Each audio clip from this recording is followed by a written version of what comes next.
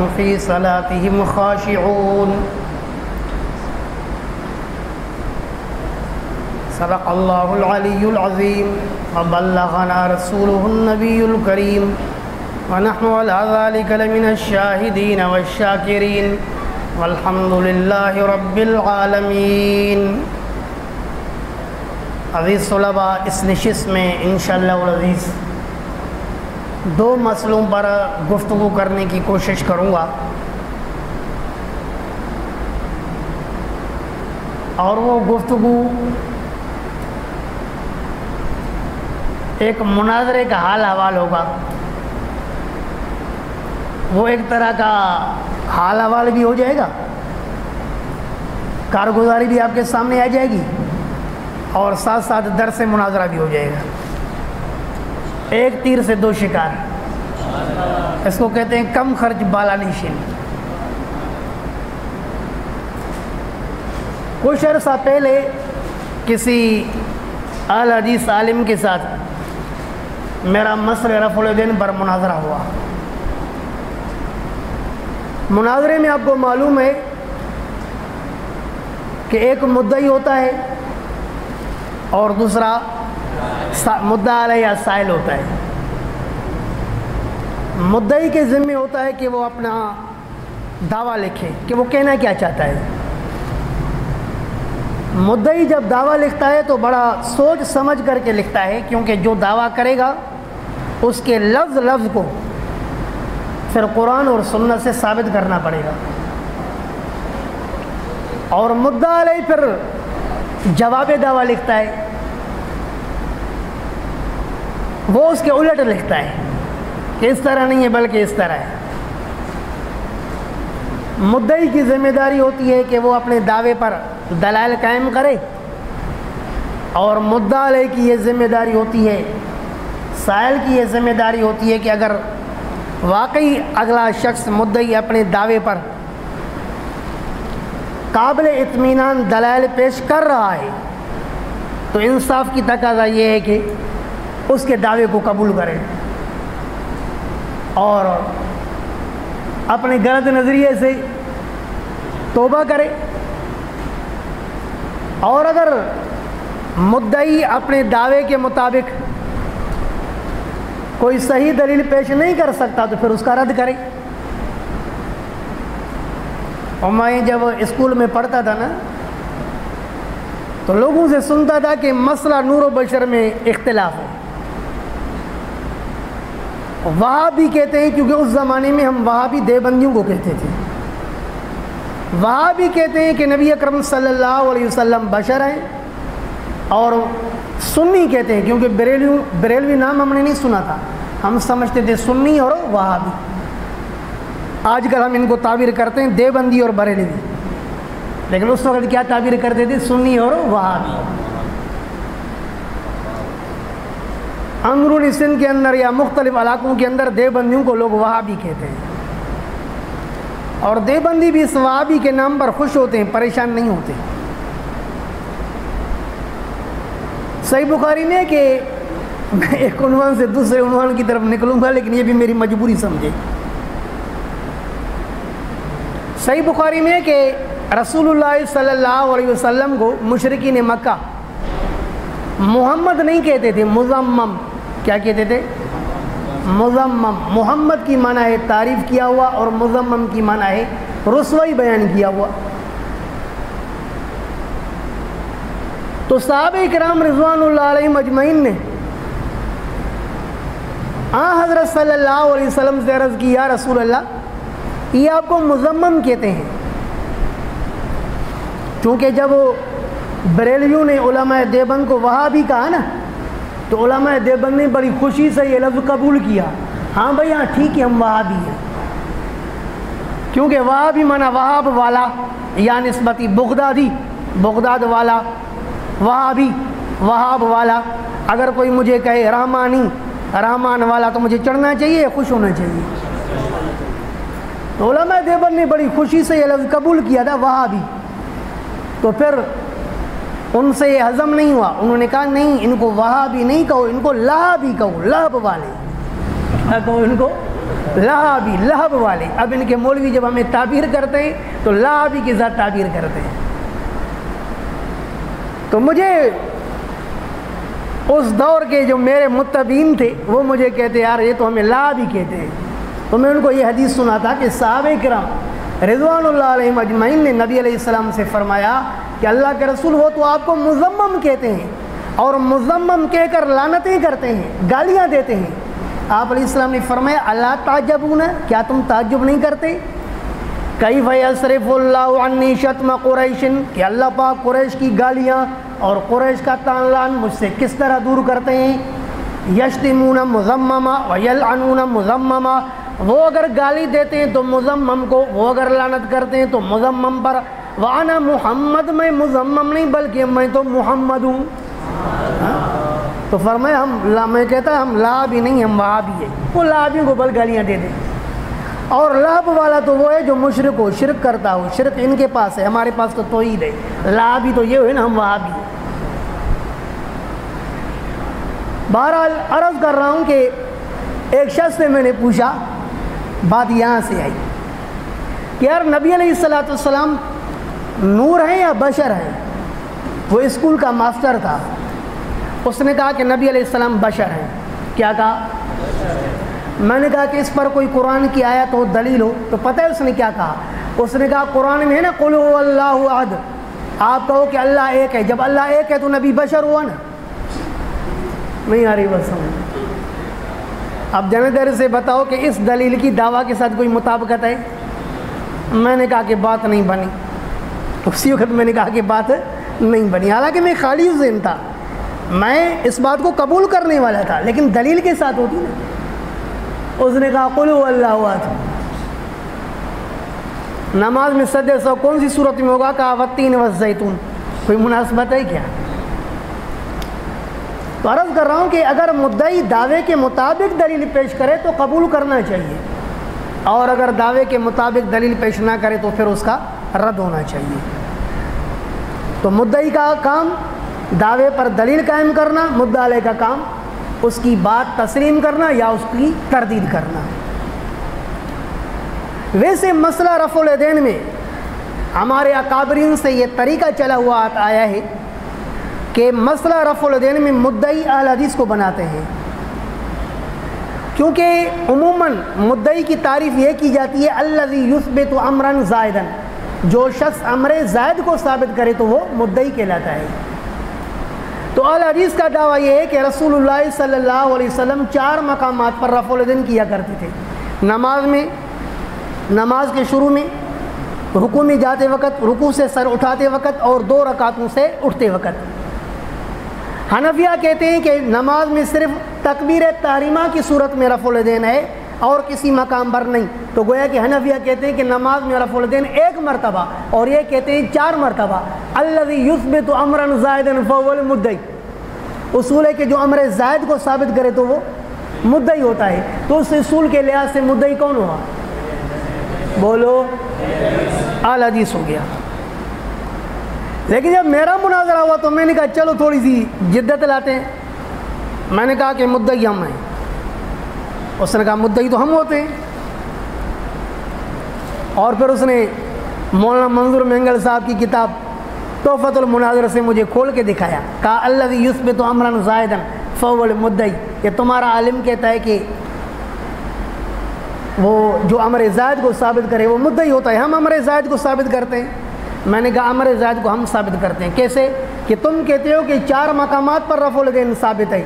ہم کہتے ہیں جہاں تک تعلق ثبوت کا ہے تو 4 سے زائد مقامات پر سجدے میں جاتے وقت بھی رفع الیدین کرنا ثابت ہے، سجدے سے سر اٹھاتے وقت بھی رفع الیدین کرنا ثابت ہے.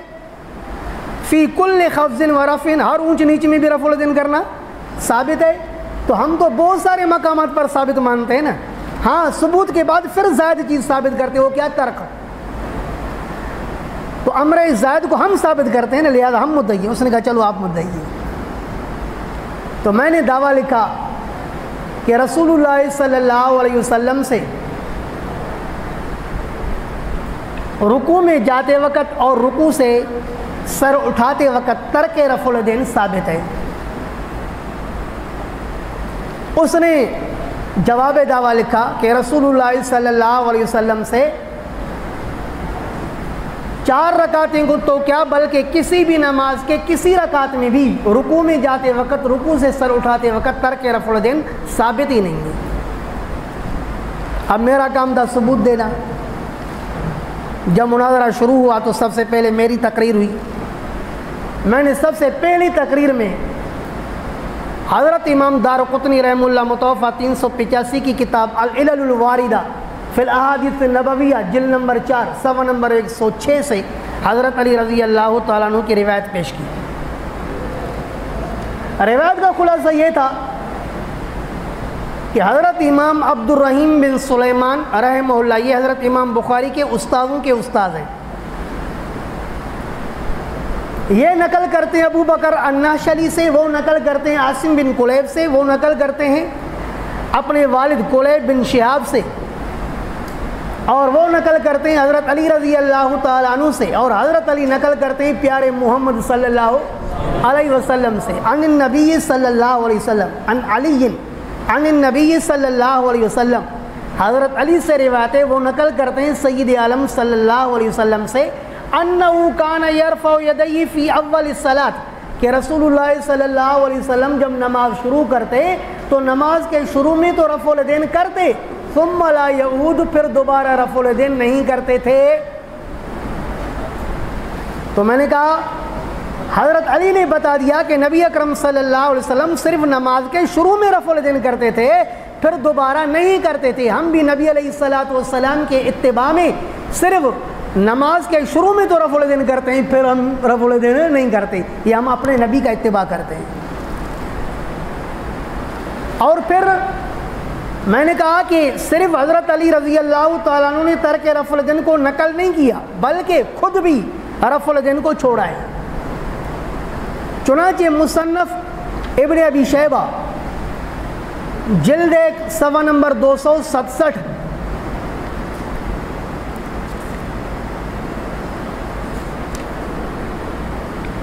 صفحہ نمبر 267 سے میں نے روایت پیش کی۔ حدثنا وکیع عن ابی بکر بن عبداللہ بن خطاف الناشلی عن عاصم بن کلیب عن ابیہ ان علی کان یرفع یدیہ اذا افتتح الصلاۃ ثم لا یعود۔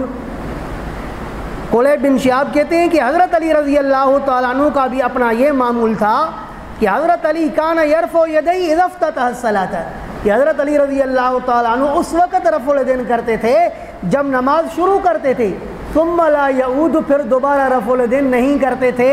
تو میں نے کہا ہم بھی حضرت علی رضی اللہ تعالیٰ عنہ کے اقتداء میں، حضرت کے اتباع میں صرف نماز کے شروع میں رفع الیدین کرتے ہیں، پھر دوبارہ نہیں کرتے ہیں۔ پھر اس نے جوابی کارروائی شروع کی۔ اس نے کہا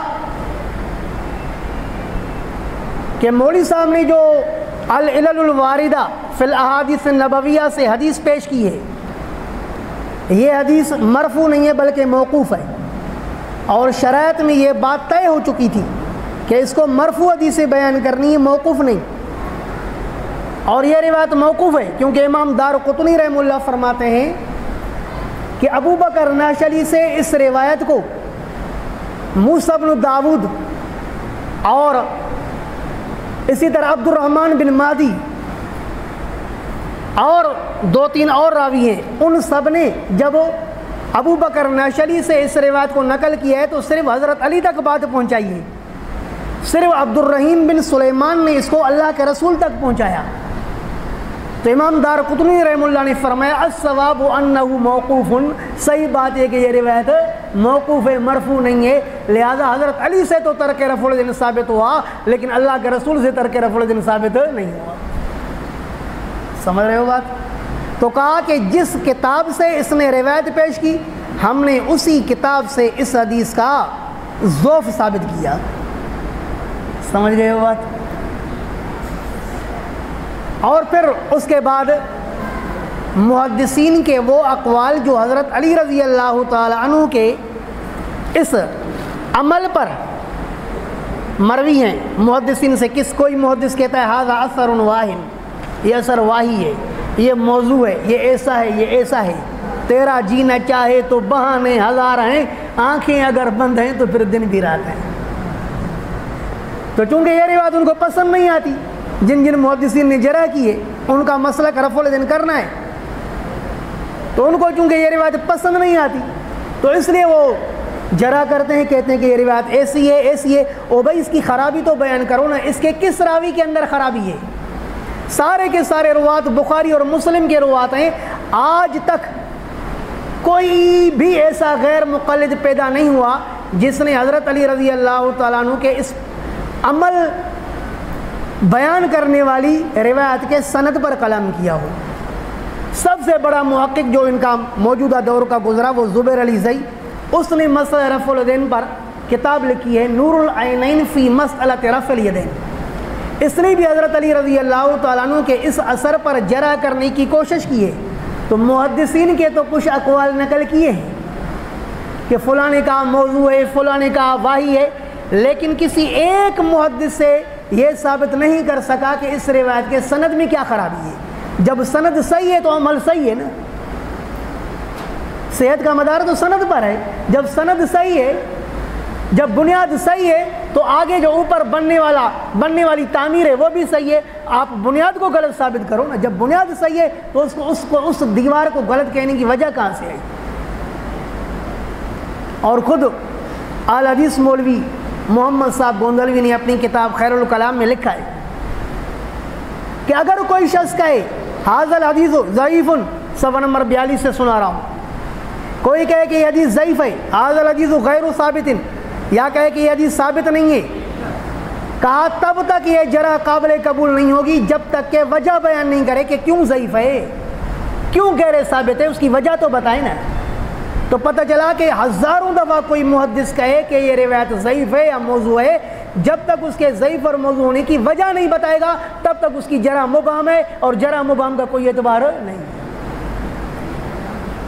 تو عرض کر رہا ہوں کہ اس نے مرفوع پیش کردہ حدیث پر تو یہ جرح کر دی کہ یہ موقوف ہے، اور حضرت علی رضی اللہ عنہ کے پیش کردہ اثر پر محدثین کے کچھ اقوال پیش کیے کہ یہ واہی ہے، یہ موضوع ہے، یہ ایسا ایسا ہے۔ جب میری باری آئی تو میں نے کہا کہ مولوی صاحب نے بڑی عجیب بات کر دی۔ اس نے کہا کہ مولوی صاحب نے جس کتاب سے یہ روایت پیش کی ہم نے اسی کتاب سے اس حدیث کا ضعف ثابت کیا۔ میں نے کہا یہ کتاب دوبارہ لے لو، اس میں ضعف کا لفظ دکھاؤ۔ دودھ کا دودھ پانی کا پانی ہو جائے گا، تو وہ پھر گیا۔ اس نے کہا نہیں میں نے ضعف کی بات نہیں کی ہے، لیکن بعد میں ریکارڈنگ موجود ہے، اس میں کہا ہے کہ ہم نے ضعف ثابت کیا۔ تو اس بات پر وہ ٹکا نہیں، کیونکہ اہل باطل کے پیر نہیں ہوتے، بات کہہ تو دیتے ہیں پھر اس پر ثابت قدم نہیں رہ سکتے۔ اس نے کہا میں نے کہا ہے کہ موقوف ہے، کیونکہ امام دارقطنی نے کہا ہے کہ الصواب انہ موقوف، صحیح بات ہے کہ یہ روایت موقوف ہے۔ تو میں نے کہا بات سنوں، ایک طرف سے امام دارقطنی رحمہ اللہ کا منفردانہ فیصلہ ہے، دوسری طرف سے جمہور کا فیصلہ ہے۔ حضرت امام نووی رحمہ اللہ شرح نووی میں، یہ جو آپ کے صحیح مسلم کا حاشیہ ہے، اس میں ایک مقام پر امام نووی رحمہ اللہ فرماتے ہیں الصحیح طریقۃ الاصولیین والفقہاء ومحقق المحدثین والبخاری ومسلم، کہ صحیح بات وہ ہے جو محدثین، محققین اور فقہاء کرام کا طریقہ ہے، اور امام بخاری اور امام مسلم کا بھی یہ طریقہ ہے کہ جب کسی روایت کو کچھ راوی موقوفاً ذکر کریں اور کوئی ایک راوی بھی اگر اس کو مرفوعاً نقل کرے حکم بالرفع والاتصال، تو فیصلہ یہ ہوگا کہ یہ روایت مرفوع متصل ہے، لأنها زیادت ثقۃ، اس لیے کہ ایک ثقہ راوی کی زیادتی ہوئی نا، جو موقوف بتاتا ہے وہ اس نے یہاں تک پہنچایا روایت کو، اب جو راوی آگے بتا رہا ہے کہ یہ بات اللہ کے رسول کی ہے تو اس نے ذرا زیادتی نقل کی نا۔ اور حضرت امام بخاری رحمہ اللہ نے صحیح بخاری کے متن جلد 1 صفحہ نمبر 201 میں کہا وَالزِّيَادَةُ مَقْبُولَةٌ، کہ ثقہ راوی کی زیادتی قبول ہوتی ہے۔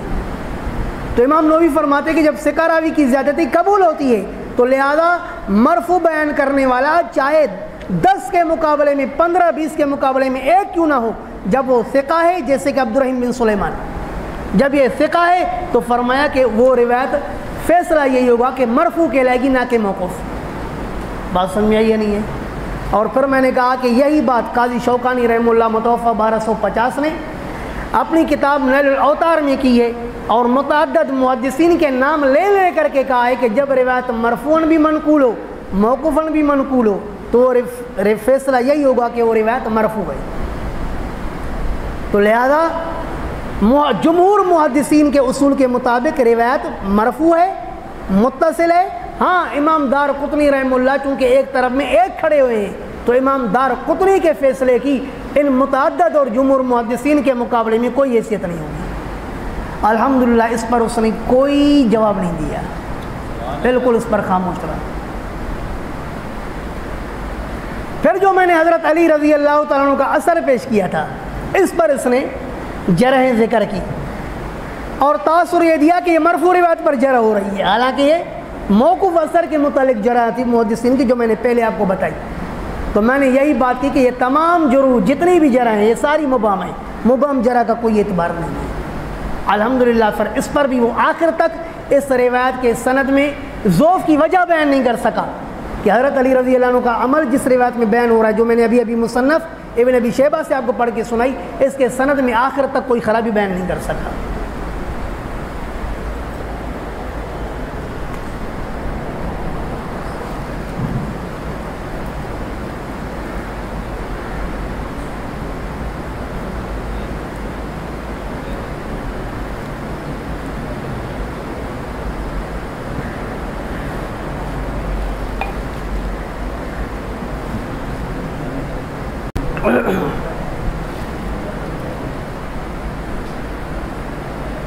پھر میں نے دوسری روایت پیش کی حضرت علی کی مرفوع حدیث پر۔ اس نے موقوف ہونے کا اعتراض کیا، میں نے جواب دے دیا، پھر اس نے کچھ نہیں کہا۔ حضرت علی رضی اللہ تعالیٰ عنہ کا میں نے اثر پیش کیا تو اس پر اس نے محدثین کے جرح کے اقوال تو ذکر کیے، لیکن سند میں کوئی خرابی ثابت نہیں کر سکا۔ پھر میں نے حضرت عبداللہ بن مسعود رضی اللہ تعالی عنہ کی حدیث پیش کی۔ یہ میری ہی اپنی کتاب ہے نصر المعبود فی تحقیق حدیث عبداللہ ابن مسعود۔ یہ صرف حدیث ابن مسعود پر 112 صفحات پر تحقیق ہے، نصر المعبود فی تحقیق حدیث عبداللہ ابن مسعود۔ اس کے علاوہ بھی مجھ فقیر کی تقریباً 7 کتابیں چھپی ہوئی ہیں اور 8-10 مزید باقی، دعا فرمائے کہ اللہ کرے کہ شب دیں۔ اس میں ایک مسئلہ نور بشر پر کتاب ہے التحقیق المقبول فی اثبات بشریت الرسول، یہ 350 صفحات پر مشتمل ہے اور لاجواب کتاب ہے۔ لاجواب کا مطلب نہیں کہ اچھی کتاب، لاجواب کا مطلب یہ ہے کہ مخالف کے پاس اس کا جواب ہی نہیں۔ سمجھ رہے ہو بات؟ لوگ کیا کہتے ہیں لاجواب معنی افضل کتاب، عمدہ کتاب، یہ نہیں۔ لاجواب کیا مطلب؟ اس کا مخالف جواب ہی نہیں دے سکتا۔ اور اسی طرح ایک کتاب ہے القول المحکم فی اثبات النکاح بین ام کلثوم بنت علی والفاروق الاعظم، کہ ام کلثوم بنت علی و فاطمہ کا نکاح حضرت عمر فاروق سے ہوا۔ اس پر 250 صفحات پر مشتمل کتاب ہے۔ مجھے ایک بریلی مولوی نے حیدرآباد سے فون کیا، کہا کہ آپ کی اس کتاب کو پڑھ کر کے ہمیں شیعوں کو مناظرے میں ہرایا ہے۔ یہ سمجھے ہوگا، کیونکہ یہ رفظ کے لیے یہ میری کتاب جو ہے شروع کی حیثیت رکھتی ہے، بلکہ کلاڑے کی حیثیت رکھتی ہے، بس کلاڑا لگا اور رافضیت ختم۔ اسی طرح میری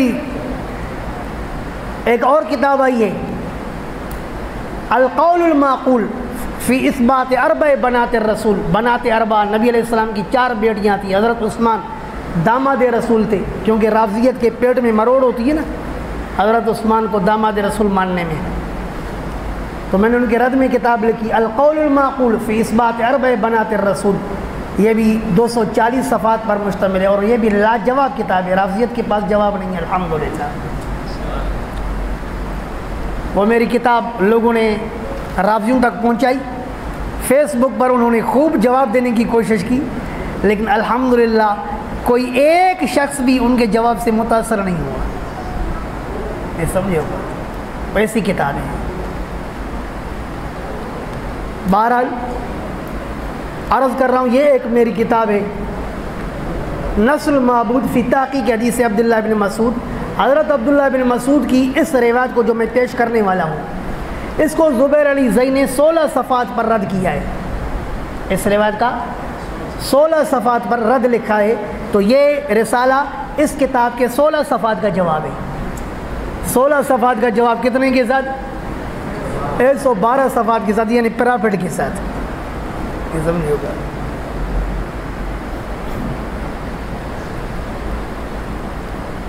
الحمدللہ انشاءاللہ ان قریب تقلید پر میں نے کتاب مرتب کی ہوئی ہے، القول السدید فی اثبات التقلید۔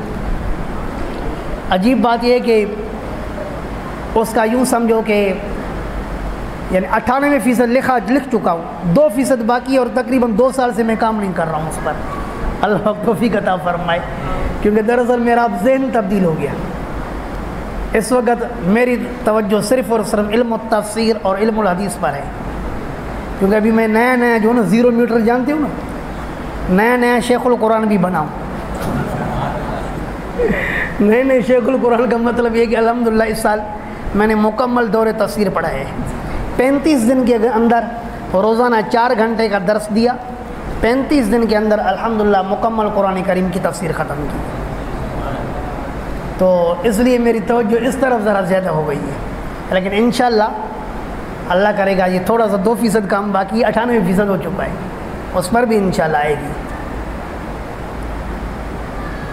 تو عرض کر رہا ہوں کہ پھر میں نے حضرت عبداللہ بن مسعود رضی اللہ تعالیٰ عنہ کی روایت پیش کی، جس کو حضرت امام نسائی رحمہ اللہ نے یوں ذکر کیا کہ حضرت عبداللہ بن مسعود رضی اللہ تعالیٰ عنہ نے صحابہ کرام سے فرمایا، الا اخبرکم بصلاۃ رسول اللہ صلی اللہ علیہ وسلم، کیا میں تمہیں نبی اکرم صلی اللہ علیہ وسلم کے نماز کی خبر دوں؟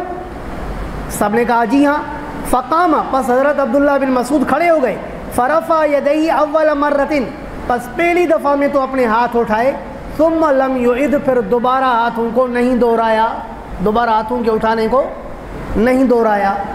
اور اس غیر مقلد کے سامنے میں نے یہ روایت طحاوی سے پیش کی تھی، اور طحاوی کے الفاظ یہ ہیں، عن عبداللہ عن النبی صلی اللہ علیہ وسلم، حضرت عبداللہ بن مسعود سے روایت ہے، وہ نقل کرتے ہیں نبی اکرم صلی اللہ علیہ وسلم سے، انہ کان یرفع یدیہ فی اول تکبیرۃ، کہ نبی اکرم صلی اللہ علیہ وسلم رفع الیدین کرتے تھے پہلی تکبیر میں، ثم لا یعود، پھر دوبارہ نہیں کرتے تھے، پھر دوبارہ نہیں کرتے تھے۔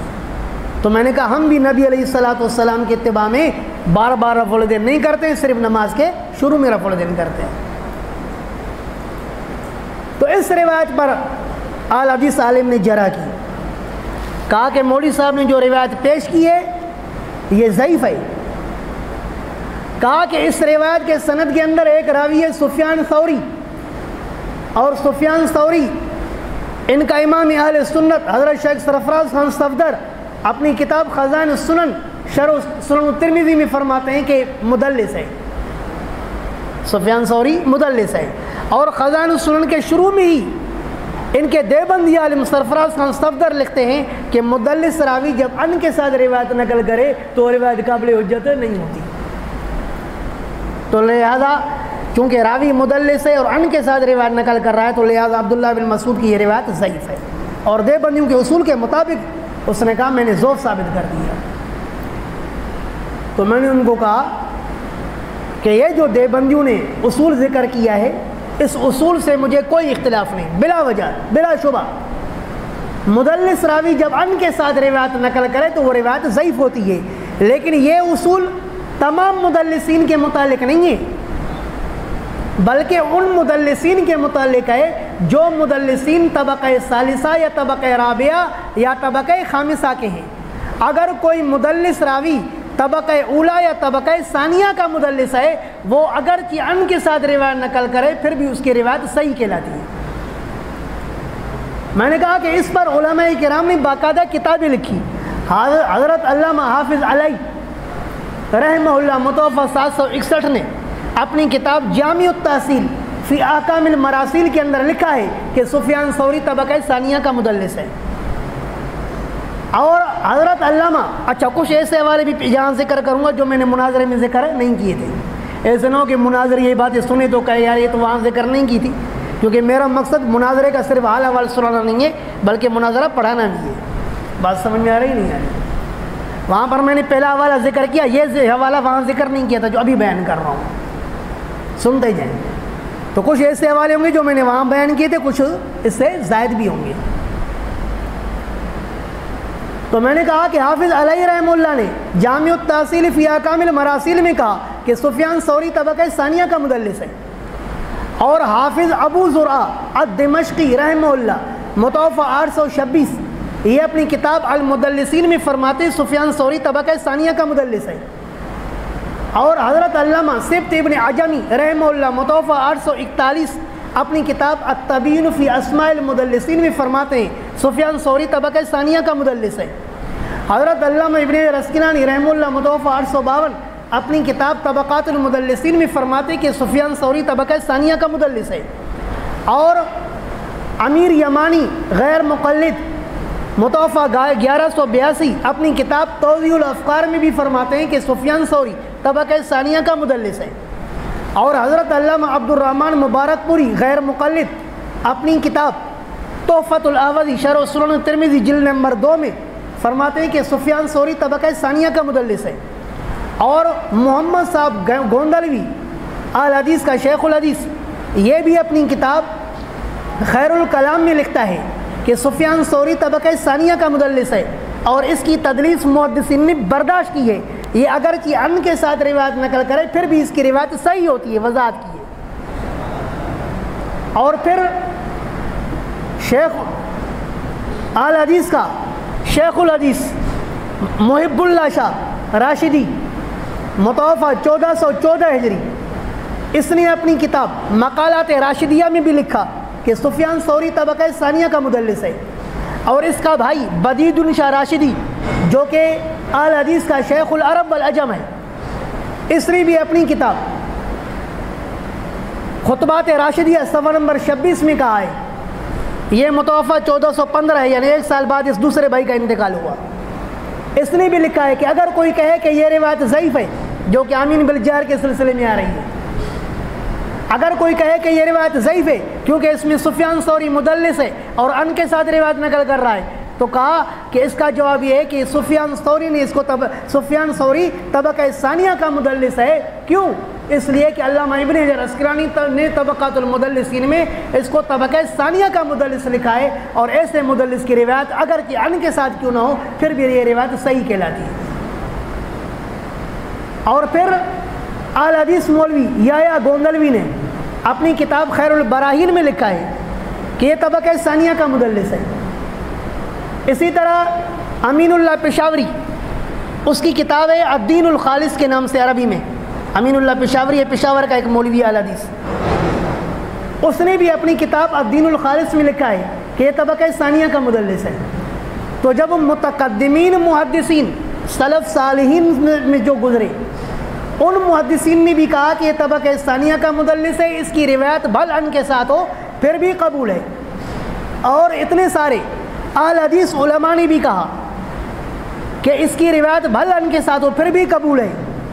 اور حال ہی میں شیخ فوزان کے نام سے، کفایت اللہ سنابلی کے نام سے ایک مولوی ہے جو انڈیا کا ہے، اس نے کتاب لکھی ہے کہ نماز میں سینے پر ہاتھ باندھے۔ اس کتاب پر 15 اہل حدیث علماء کی تصدیقات موجود ہیں۔ تو اس کتاب کے اندر اس نے زبیر علی زئی کا رد لکھا ہے اس نور العینین والے کا، کہ اس نے غلط لکھا ہے کہ طبقہ ثالثہ کا ہے، سفیان ثوری طبقہ ثالثہ کا نہیں بلکہ طبقہ ثانیہ کا مدلس ہے۔ تو خلاصہ کلام یہ کہ اگر مجموعی طور پر کم و بیش 31 علماء ہیں جو کہتے ہیں کہ یہ طبقہ ثانیہ کا مدلس ہے، اس کی بل ان کے ساتھ روایت ہو پھر بھی قبول ہے۔ جب میں نے اس کے سامنے 31 میں سے کچھ حوالے ذکر کر دیے تو الحمدللہ اس کے پاس کوئی بھی اس کا جواب نہیں رہا۔ پھر اگلی بات کی، اس نے کہا کہ بھئی علامہ ذہبی رحمہ اللہ نے اپنی کتاب میزان الاعتدال میں لکھا ہے کہ یدلس عن الضعفاء، کہ یہ تو ضعیف راویوں سے تدلیس کرتا ہے، سفیان ثوری تو ضعیف راویوں سے تدلیس کرتا ہے، لہذا اس کی روایت ضعیف ہونی چاہیے۔ تو میں نے کہا کہ دیکھو اپنی عبارت کو علامہ ذہبی آپ سے زیادہ جانتے ہیں. حضرت علامہ ذہبی رحمہ اللہ نے اپنی کتاب مستدرک، حضرت علامہ ابو عبداللہ حاکم نیشاپوری کی کتاب ہے مستدرک حاکم، اس پر حضرت علامہ ذہبی کی تلخیص ہے، التلخیص علی المستدرک. تو حضرت علامہ ذہبی رحمہ اللہ جہاں جہاں کہیں سند آتی ہے سفیان ثوری عن فلان، تو ایسی سندوں کے بارے میں حضرت علامہ ذہبی فرماتے ہیں صحیح علی شرط البخاری و مسلم. میں نے وہ صفحات نوٹ کرا کہ فلاں فلاں صفحے پر ذہبی نے کہا کہ سفیان ثوری کی یہ معنن روایت صحیح صحیح صحیح صحیح صحیح ہے. تو میں نے کہا کہ اگر حضرت علامہ ذہبی کی اس عبارت یدلسنی ضعفاء کا مطلب یہ ہوتا کہ اس کی تدلیس قابل برداشت نہیں ہے، تو علامہ ذہبی اس کی حدیثوں کو صحیح کیوں کہہ رہے ہیں؟ پھر تو اس کی حدیثوں کو جو بھی ان کے ساتھ آتی ضعیف کہتے ہیں نا. حضرت علامہ نے جب اس کی معنن روایتوں کو صحیح کہا تو پتہ چلا کہ ذہبی کی عبارت کا یہ مطلب نہیں ہے جو آپ نے سمجھا. آپ نے جو ذہبی کی عبارت کا مطلب بیان کیا ہے یہ توجیہ القول بما لا یرضی منہ القائل، آپ ایسی بات کرتے ہو جس پر مصنف خود بھی راضی نہیں ہے. وہ اپنی اس عبارت کا یہ مطلب نہیں لیتا ہے جو آپ نے سمجھا ہے، آپ نے غلط سمجھا ہے. تو الحمدللہ پھر اس کا بھی وہ جواب نہیں دے سکا. میں نے پھر حضرت عبداللہ بن مسعود رضی اللہ تعالیٰ عنہ کا عمل پیش کیا جو یہاں مصنف ابن ابی شیبہ میں ہے.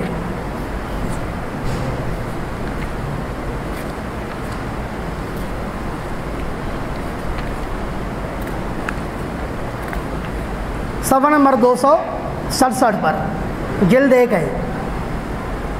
یہاں لکھا ہے ان عبداللہ انہ کان یرفع یدیہ فی اول ما یستفتح ثم لا یرفعہما. ابراہیم نخعی نقل کرتے ہیں حضرت عبداللہ بن مسعود سے کہ حضرت عبداللہ بن مسعود پہلی تکبیر میں جس کے ساتھ نماز کو شروع کرتے تھے اس میں تو رفع الیدین کرتے تھے، ثم لا یرفعہما، پھر اپنے دونوں ہاتھوں کو نہیں اٹھاتے تھے. تو میں نے کہا کہ جس طرح حضرت عبداللہ بن مسعود نے نبی علیہ السلام سے ترک رفع الیدین نقل کیا ہے، اس طرح خود بھی رفع الیدین کو ترک کیا ہے. تو الحمدللہ اس اثر کا بھی اس نے آخر تک کوئی جواب نہیں دیا. البتہ حضرت عبداللہ بن مسعود رضی اللہ تعالیٰ عنہ کی روایت پر جو اس نے سند پر جرح کی کہ سفیان ثوری مدلس ہے اور میں نے جواب دے دیا، تو مزید تو نہیں چل سکا، پھر اس نے متن پر اعتراض کیا.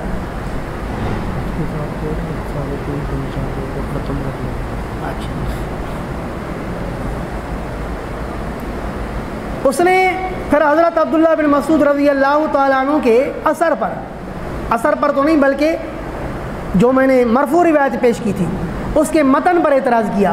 کہا کہ اس میں تو یہ تو ہے کہ آ جاؤ میں تمہیں نبی علیہ السلام کی نماز پڑھ کے دکھاؤں. پھر اس نے نماز پڑھی پہلی دفعہ کے علاوہ دوسرے مقام پر رفع الیدین نہیں کیا. کہا کہ اس میں رکوع کا لفظ کہاں ہے کہ رکوع میں جاتے وقت رفع الیدین نہیں کیا، رکوع سے سر اٹھاتے وقت رفع الیدین نہیں کیا. رکوع کا لفظ دکھاؤ نا، کیونکہ آپ نے تو دعا میں لکھا ہے کہ رکوع میں جاتے وقت، رکوع سے سر اٹھاتے وقت ترک رفع الیدین ثابت ہے، اس میں رکوع کا لفظ کہاں ہے؟ بات سمجھ میں آئی ہے نہیں؟ تو میں نے اس کو کہا کہ دیکھو حدیث کو مجھ سے اور آپ سے متقدمین سلف صالحین بہتر سمجھتے ہیں. میں نے کہا حضرت علامہ ابن حجر عسقلانی رحمہ اللہ متوفی 852 اپنی کتاب فتح الباری شرح صحیح بخاری میں حضرت حضرت ابن عبد البر رحمہ اللہ متوفی 463 کا قول نقل کرتے ہیں. قال ابن عبد البر رحمہ اللہ فرماتے ہیں کل من روی عنہ ترک الرفع فی الرکوع والرفع منہ الا روی عنہ فعلہ الا ابن مسعود، کہ ہر وہ صحابی جس سے رکوع میں جاتے وقت اور رکوع سے سر اٹھاتے وقت ترک رفع الیدین منقول ہے، تو ابن عبد البر کہتے ہیں اس سے رفع الیدین کرنا بھی منقول ہے، الا ابن مسعود، سوائے حضرت عبداللہ بن مسعود کے، اس سے رکوع میں جاتے وقت رکوع سے سر اٹھاتے وقت ترک رفع الیدین تو ثابت ہے لیکن رفع الیدین کرنا ثابت ہے نہیں. بات سمجھ میں آئی نہیں ہے؟ تو میں نے کہا کہ ابن عبد البر اور پھر حضرت علامہ ابن حجر عسقلانی، اور اب آپ کو بتا رہا ہوں کہ شمس الحق عظیم آبادی اور بھی متعدد محدثین کا مبحث جس پر میرے پاس 7-8 حوالے موجود ہیں، یہ سب کہہ رہے ہیں کہ حضرت عبداللہ بن مسعود رضی اللہ تعالیٰ عنہ کی اس روایت سے معلوم ہوتا ہے کہ اللہ کے رسول صلی اللہ علیہ وسلم رکوع سے میں جاتے وقت، رکوع سے سر اٹھاتے وقت رفع الیدین نہیں کیا کرتے تھے. تو میں نے کہا کہ جب محدثین کہہ رہے ہیں کہ اس روایت کا مطلب یہ ہے کہ اس میں رکوع میں جاتے وقت، رکوع سے سر اٹھاتے وقت رفع الیدین کی نفی ہے، تو ہم اور آپ محدثین پر اعتماد کریں، کیونکہ محدثین سے بڑھ کر ہم اور آپ نہیں سمجھتے ہیں۔ الحمدللہ اس کا بھی پھر اس نے کوئی جواب نہیں دیا۔ اور یہاں پر بھی اثر بھی جب میں نے پیش کیا، اثر میں تو صاف ہے کہ حضرت عبداللہ بن مسعود صرف نماز کے شروع میں رفع الیدین کرتے تھے، پھر دوبارہ نہیں کرتے تھے۔ تو الحمدللہ اس اثر کا تو کوئی جواب نہیں دیا، اس پر کسی قسم کی کوئی جرح نہیں۔ گو اس پر زبیر علی زئی نے جرح کی ہے، اور میں نے اپنی اسی کتاب نسل معبود کے اندر اس کا جواب بھی لکھا ہے۔ اس نے جرح یہ کی ہے کہ اس روایت کو حضرت عبداللہ بن مسعود سے نقل کرنے والا ابراہیم نخعی ہے، اور ابراہیم نخعی کا حضرت عبداللہ بن مسعود کا انتقال سن 32 یا 33 ہجری میں ہوا، اور ابراہیم نخعی سن 37 ہجری کے بعد پیدا ہوئی۔ تو جب ابراہیم نخعی کی حضرت عبداللہ بن مسعود سے ملاقات ہی ثابت نہیں، تو یہ روایتی منقطع ہے۔ تو میں نے اس کا جواب لکھا کہ تہذیب التہذیب میں حضرت علامہ ابن حجر عسقلانی بھی نقل کرتے ہیں، اور شرح معانی الآثار میں امام طحاوی رحمہ اللہ بھی نقل کرتے ہیں کہ حضرت ابراہیم نخعی رحمہ اللہ سے جب امام اعمش نے کہا کہ آپ جب بھی حضرت عبداللہ بن مسعود کی مجھے روایت سنائیں تو آپ سند بیان کرو کہ عبداللہ بن مسعود کی وہ روایت آپ کو کس نے بتائی، کیونکہ آپ کی حضرت عبداللہ بن مسعود سے ملاقات ثابت نہیں ہے۔ تو حضرت ابراہیم نخعی رحمہ اللہ نے فرمایا کہ دیکھو، جب کبھی میں آپ کو یہ بتاؤں نا کہ مجھے بیان کیا فلاں شخص نے اور اس کو حضرت عبداللہ بن مسعود نے، تو سمجھو کہ حضرت عبداللہ بن مسعود کی وہ روایت مجھ تک صرف اس شخص کے واسطے سے پہنچی ہے۔ لیکن جب میں ڈائریکٹ کہوں کہ حضرت عبداللہ بن مسعود نے یوں فرمایا، تو سمجھو کہ وہ روایت عبداللہ بن مسعود کی مجھے ایک نے نہیں بلکہ کئی سارے لوگوں نے بتائی ہوتی ہے، میں کس کس کا نام لوں؟ نہیں آ رہی بات سمجھ۔ تو اس لیے محدثین نے کہا کہ اگر حضرت عبداللہ بن مسعود رضی اللہ تعالیٰ عنہ کی روایت میں ابراہیم نخعی تصریح کر دے کہ مجھے فلاں نے بتایا اور اس کو عبداللہ بن مسعود نے بتایا، تو وہ اس روایت کے اندر اتنی قوت نہیں ہے جتنی قوت اس روایت میں جس میں ڈائریکٹ کہے کہ قال قال عبداللہ۔ پتہ نہیں بات سمجھ میں آئی ہے نہیں، کیونکہ وہ بہت سارے لوگوں سے پہنچی ہے۔ اور پھر اس نے اعتراض کیا ہے، کہا کہ ہمیں کیا معلوم کہ جن لوگوں نے ابراہیم نخعی کو وہ روایت سنائی وہ ثقہ تھے یا ضعیف تھے، وہ تو مجہول ہیں، ہمیں کیا معلوم؟ تو لہذا ایسی روایت کے اندر مجہول روایت کی وجہ سے روایت ہی ضعیف کہلائے گی۔ زبیر علی زئی نے یہ اعتراض لکھا، میں نے جواب میں لکھا کہ یہ غلط ہے۔ میں نے جواب میں لکھا کہ حضرت علامہ ابن قیم رحمہ اللہ سے بڑھ کر زبیر علی زئی مولوی نہیں ہو سکتا۔ ابن قیم رحمہ اللہ متوفی 751 نے اپنی کتاب زاد المعاد میں لکھا کہ وہ شخص پرلے درجے کا بد ذوق ہے جو یہ اعتراض کرے کہ بھائی ابراہیم نخعی عبداللہ بن مسعود سے ڈائریکٹ روایت نقل کرتے ہیں، درمیان میں جو لوگ ہیں وہ ہو سکتا ہے مجہول ہو۔ جو اس طرح کا اعتراض کرے سمجھو کہ اس کو حدیث کے ساتھ کوئی مناسبت ہی نہیں ہے۔ من لہ ذوق فی الحدیث، جس کو حدیث کے اندر ذوق حاصل ہوگا وہ کبھی بھی اس سند پر کوئی اعتراض نہیں کرے گا۔ جب بھی ابراہیم نخعی کہے گا قال عبداللہ تو فوراً اس کو قبول کرے گا، جو قبول نہیں کرتا تو سمجھ جاؤ کہ اس کو حدیث کے ساتھ بالکل مناسبت ہی نہیں، کیونکہ ابراہیم نخعی اور عبداللہ بن مسعود کے درمیان میں جتنے واسطے ہمیں معلوم ہوئے وہ سارے کے سارے ائمۃ ثقات ائمۃ اور اجلاء نبلاء، کیونکہ ابراہیم نخعی اور عبداللہ بن مسعود کے درمیان میں جتنے بھی واسطے ہمیں معلوم ہوئے وہ سارے کے سارے بڑے بڑے ائمہ ہیں، ثقات ہیں، اجلاء بڑے شان اور اونچے مرتبے والے ہیں، اور سرج الکوفہ وہ تو کوفہ کے چراغ ہیں، ان کے بارے میں یہ بدگمانی کرنا کہ وہ تو مجہول ہوں گے، یہ پرلے درجے کی جہالت ہے۔ سمجھو کہ اس شخص کے اندر حدیث کا کوئی ذوق ہی نہیں ہے جو اس طرح کا اعتراض کرتا ہے۔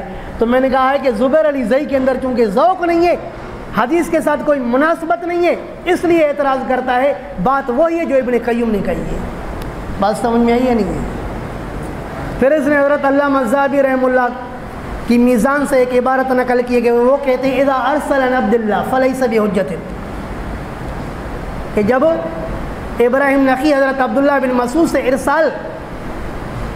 ارسالاً مرسلاً کوئی روایت نقل کرے وہ حجت نہیں ہے۔ تو میں نے کہا کہ علامہ ذہبی سے پہلے حضرت علامہ ابن عبد البر رحمہ اللہ جو متوفہ 463 ہے، علامہ ذہبی متوفہ 748 ہے، یہ متقدم ہے ابن عبد البر، یہ اپنی کتاب التمہید لما فی الموطا من المعانی والاسانید میں فرماتے ہیں قد اجمعوا، محدثین کا اجماع ہے کہ ابراہیم نخعی کی مرسل روایات حجت ہیں۔ پھر حضرت علامہ حافظ علیہ رحمہ اللہ جامع التحصیل فی احکام المراسیل میں حضرت امام بیہقی رحمہ اللہ اور امام احمد بن حنبل رحمہ اللہ کا قول نقل کرتے ہیں کہ ابراہیم نخعی کی مرسل روایات حجت ہے۔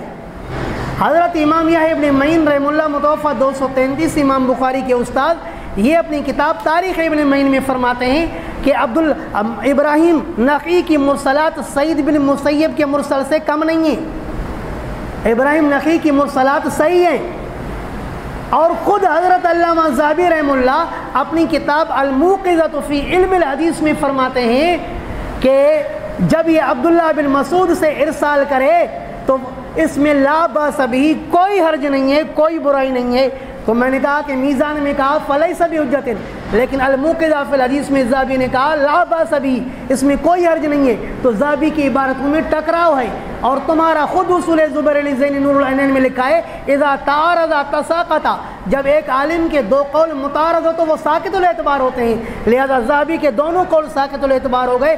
علامہ ابن عبد البر، امام بیہقی، امام احمد بن حنبل اور یحییٰ ابن معین کا قول تعارض سے بالکل پاک صاف کہ ابراہیم نخعی کی تمام مرسل روایات صحیح کہلاتی ہیں۔ تو لہذا ان پر یہ اعتراض کرنا کہ مرسلات ابراہیم صحیح نہیں ہے، یہ غلط در غلط محدثین کے اجماع کے خلاف ہے، کیونکہ ابن عبد البر رحمہ اللہ نے تو اس بات پر اجماع نقل کیا ہے۔ التمہید لما فی الموطا من المعانی والاسانید ملاحظہ فرمائیں۔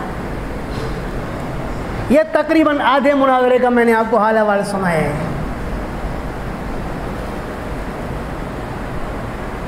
یہ مسئلہ رفع الیدین ہے۔ اب اس مسئلے پر اگر آپ کو تحقیق کرنی ہے تو سچ بات یہ ہے کہ مسئلہ رفع الیدین پر صحیح معنی میں کتاب لکھنا یہ ہمارے اوپر قرض باقی ہے۔ ابھی تک علماء دیوبند کی طرف سے اس دور کی تحقیق کے مطابق ایسی کوئی کتاب نہیں ہے کہ میں آپ کی رہنمائی کر دوں کہ اس کتاب کو پڑھ کر کے بس آپ غیر مقلد سے مسئلہ رفع الیدین پر بات کر سکتے ہیں، ایسے نہیں۔ الحمدللہ مواد مجھ فقیر کے پاس موجود ہے، لیکن ابھی تک میں ترتیب نہیں دے سکا ہوں۔ یہ مجھ پر بھی اور آپ پر بھی یہ قرض ہے کہ صحیح معنی میں ہم اس نور العینین کا جواب لکھیں۔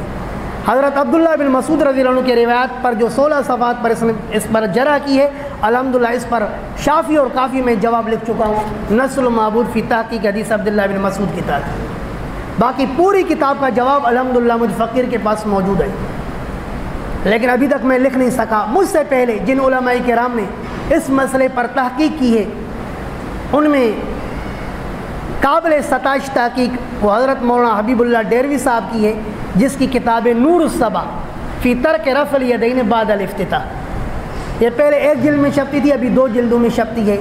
قدر بہتر ہے، لیکن پیاس بجھانے والی کتاب پھر بھی نہیں ہے۔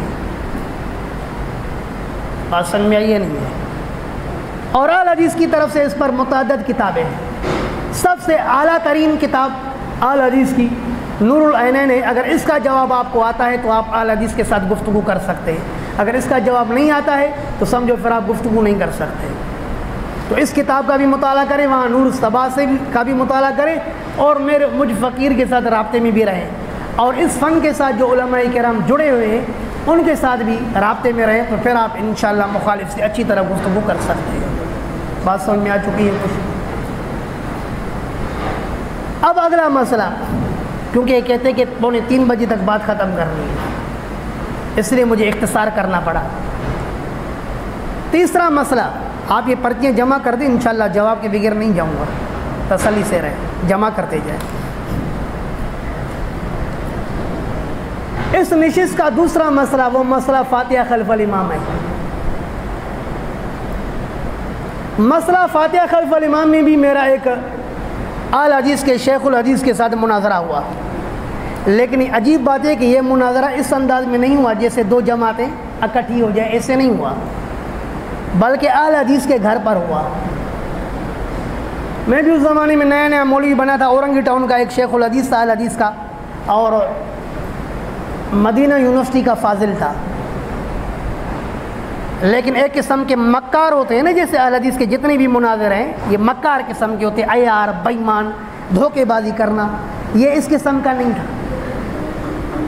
سمجھ رہے ہو بات؟ یعنی یہ ناحق کو حق ثابت کرنے کی کوشش کرنے والا نہیں تھا، بات دلیل کے ساتھ کرنا چاہتا تھا، مکاری اور عیاری کرنے والا نہیں تھا. سمجھ رہے ہو نا بات؟ تو ایک اہل حدیث نے مجھے کہا کہ ہمارے عالم دین روزانہ ہمارے پاس جمعرات کو آتے ہیں، اس جمعرات کو آپ ہمارے گھر پر تشریف لائیں، آپ کی دعوت بھی کریں گے اور آپ کی ہمارے عالم سے گفتگو بھی ہو جائے گی. میں نے کہا بہت اچھی بات ہے، کیونکہ اس زمانے میں ہم بھی 24 گھنٹے مدرسے میں رہنے والے تھے، کوئی دعوت کرنے والا تھا ہی نہیں. ہم نے کہا یہ مال غنیمت، اس سے بڑھ کر اور کیا ہو سکتا ہے کہ اہل حدیث کی دعوت مفت میں نصیب ہو جائے.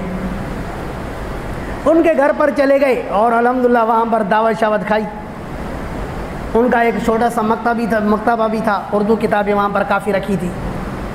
مسئلہ فاتحہ خلف الامام پر بات شروع ہو گئی، تو اس پر سب سے پہلے میں نے اس کو کہا کہ آپ تقریر کرو، آپ مجھے دعوت دو کہ امام کے پیچھے سورہ فاتحہ پڑھنا فرض ہے، واجب ہے، یا نہ پڑھے تو کوئی بات نہیں. کیا مطلب ہے، کیا مسئلہ ہے، آپ کا کیا دعویٰ ہے؟ کیونکہ اہل حدیث کا دعویٰ یہ ہے کہ فاتحہ خلف الامام، یعنی امام کے پیچھے سورہ فاتحہ پڑھنا فرض ہے، جو امام کے پیچھے سورہ فاتحہ نہیں پڑھے گا تو اس کی نماز نہیں ہوگی. بات سمجھ میں آئی؟ اور ہمارے ہاں منفرد پر بھی سورہ فاتحہ پڑھنا واجب ہے، امام پر بھی واجب ہے، بقول ابن حمام فی فتح القدیر فرض ہے. سمجھ رہے ہو بات؟ بہرحال ہمارے ہاں منفرد کو بھی پڑھنی ہے، امام کو بھی پڑھنی ہے. جہاں تک تعلق مقتدی کا ہے تو مقتدی کے لیے سورہ فاتحہ پڑھنا حنفی مسلک میں مکروہ ہے، جبکہ اہل حدیث کے مسلک کے مطابق امام کے پیچھے سورہ فاتحہ پڑھنا فرض ہے، جو نہیں پڑھے گا تو اس کی نماز باطل ہے، کل عدم ہے. تو میں نے اس سے پوچھا کہ آپ کیا کہتے ہیں سورہ فاتحہ کے بارے میں، تو اس نے کہا کہ امام کے پیچھے سورہ فاتحہ پڑھنا فرض ہے، جو نہیں پڑھے گا اس کی نماز نہیں ہوگی. کیونکہ اللہ کے رسول کا ارشاد ہے صحیح بخاری میں، حضرت عبادہ بن صامت رضی اللہ تعالیٰ عنہ سے روایت ہے، نبی اکرم صلی اللہ علیہ وسلم نے فرمایا لا صلاۃ الا بفاتحۃ الکتاب، کہ نماز لا صلاۃ لمن لم یقرأ بفاتحۃ الکتاب، کہ سورہ فاتحہ جو نہیں پڑھے گا اس کی نماز ہی نہیں ہوگی. تو یہ تو اللہ کے رسول کا ارشاد ہے، ہم اپنی طرف سے تھوڑی کہتے ہیں. آپ نے فرما دیا کہ جو سورہ فاتحہ نہیں پڑھے گا اس کی نماز نہیں ہوگی. اب چاہے وہ امام ہو، چاہے منفرد ہو، چاہے وہ مقتدی ہو، من کے اندر عموم یہ سب کو شامل ہے، لہذا جو بھی سورہ فاتحہ نہیں پڑھے گا اس کی نماز باطل. تو میں نے اس کو کہا کہ دیکھو حضرت امام بخاری رحمہ اللہ کی یہ عادت ہے کہ بس اوقات وہ روایتوں کو مختصر نقل کرتے ہیں، جس سے قاری کو، پڑھنے والے کو شبہ ہو جاتا ہے. میں نے کہا دیکھو جیسے حدیث مسیء الصلاۃ، جیسے میں نے آپ کو صبح کو بتایا کہ مسیء الصلاۃ وہ شخص جو بار بار غلط نماز پڑھ رہا تھا، اللہ کے رسول نے اس کو کس طرح سکھایا کہ جب تو نماز شروع کرے تو کبر، تکبیر کہو، ثم اقرأ ما تیسر معک من القرآن، پھر جو تمہیں قرآن میں سے آسان لگے وہ پڑھو. یہاں سورہ فاتحہ کا کوئی ذکر نہیں. لیکن یہی روایت جب سنن ابی داؤد میں آتی ہے تو وہاں پر آپ نے فرمایا اقرأ بأم القرآن، پہلے ام القرآن پڑھو، ثم اقرأ ما تیسر معک من القرآن، اس کے بعد جو آپ سے آسان لگے قرآن میں سے پھر وہ پڑھو. تو دیکھو امام بخاری نے اختصار سے کام لیا، ابو داؤد نے اس کو تفصیل سے ذکر کر دیا، تو پتہ چلا کہ روایت کے اندر ام القرآن کے الفاظ ہیں، لیکن امام بخاری رحمہ اللہ سے اختصار کی وجہ سے چھوٹ گئے. بات سمجھ میں آ گئی؟ تو میں نے کہا کہ دراصل لا صلاۃ لمن لم یقرأ بفاتحۃ الکتاب، یہ جو حضرت عبادہ بن صامت کی روایت ہے امام بخاری سے اس میں اختصار ہو گیا. اسی روایت کو جب حضرت امام مسلم بن حجاج رحمہ اللہ متوفہ 261 نے صحیح مسلم میں حضرت عبادہ بن صامت سے نقل کیا تو روایت یوں نقل فرمائی کہ لا صلاۃ لمن لم یقرأ بفاتحۃ الکتاب فصاعدا، کہ نماز اس شخص کی نہیں ہوگی جو سورہ فاتحہ بھی نہیں پڑھتا اور سورہ فاتحہ سے ما زادہ یعنی سورت بھی نہیں ملاتا. بات سمجھ میں آئی کہ نماز اس کی نہیں ہوگی جو سورہ فاتحہ بھی نہ پڑھے اور سورہ فاتحہ سے جو زائد چیز ہے وہ کیا؟ ضم صورت. جو سورہ فاتحہ سے زائد چیز ہے وہ بھی نہیں پڑھے گا تو اس کی نماز نہیں ہوگی. تو میں نے کہا کہ مجھے یہ بتاؤ کہ کیا اس حدیث سے تو یہ سمجھ میں آیا کہ جو سورہ فاتحہ نہیں پڑھے اور سورت نہ ملائے تو اس کی نماز نہیں ہوگی. اب مجھے بتاؤ کہ کیا مقتدی پر جس طرح سورہ فاتحہ پڑھنا فرض ہے تو مجھے بتاؤ کہ کیا ضم صورت بھی مقتدی پر فرض ہے؟ یہ حدیث تو یہی بتا رہی ہے نا کہ جو سورہ فاتحہ نہیں پڑھے گا اور ضم صورت نہیں کرے گا تو اس کی نماز نہیں ہوگی. اب اگر یہ مقتدی کے بارے میں ہے تو اس کا مطلب یہ ہوگا کہ جس طرح مقتدی پر سورہ فاتحہ فرض ہے اس طرح مقتدی پر ما زاد علی الفاتحہ بھی فرض ہے. اور آپ خود کہتے ہو کہ فرض نہیں ہے بلکہ مستحب ہے. نہیں آ رہی ہے بس سمجھ. کیا کہتے ہیں کہ سورہ فاتحہ تو امام مقتدی پر پڑھنا فرض ہے اور ما زاد علی الفاتحہ مستحب ہے. پڑھے تو پڑھے نہیں پڑھے تو نہیں پڑھے.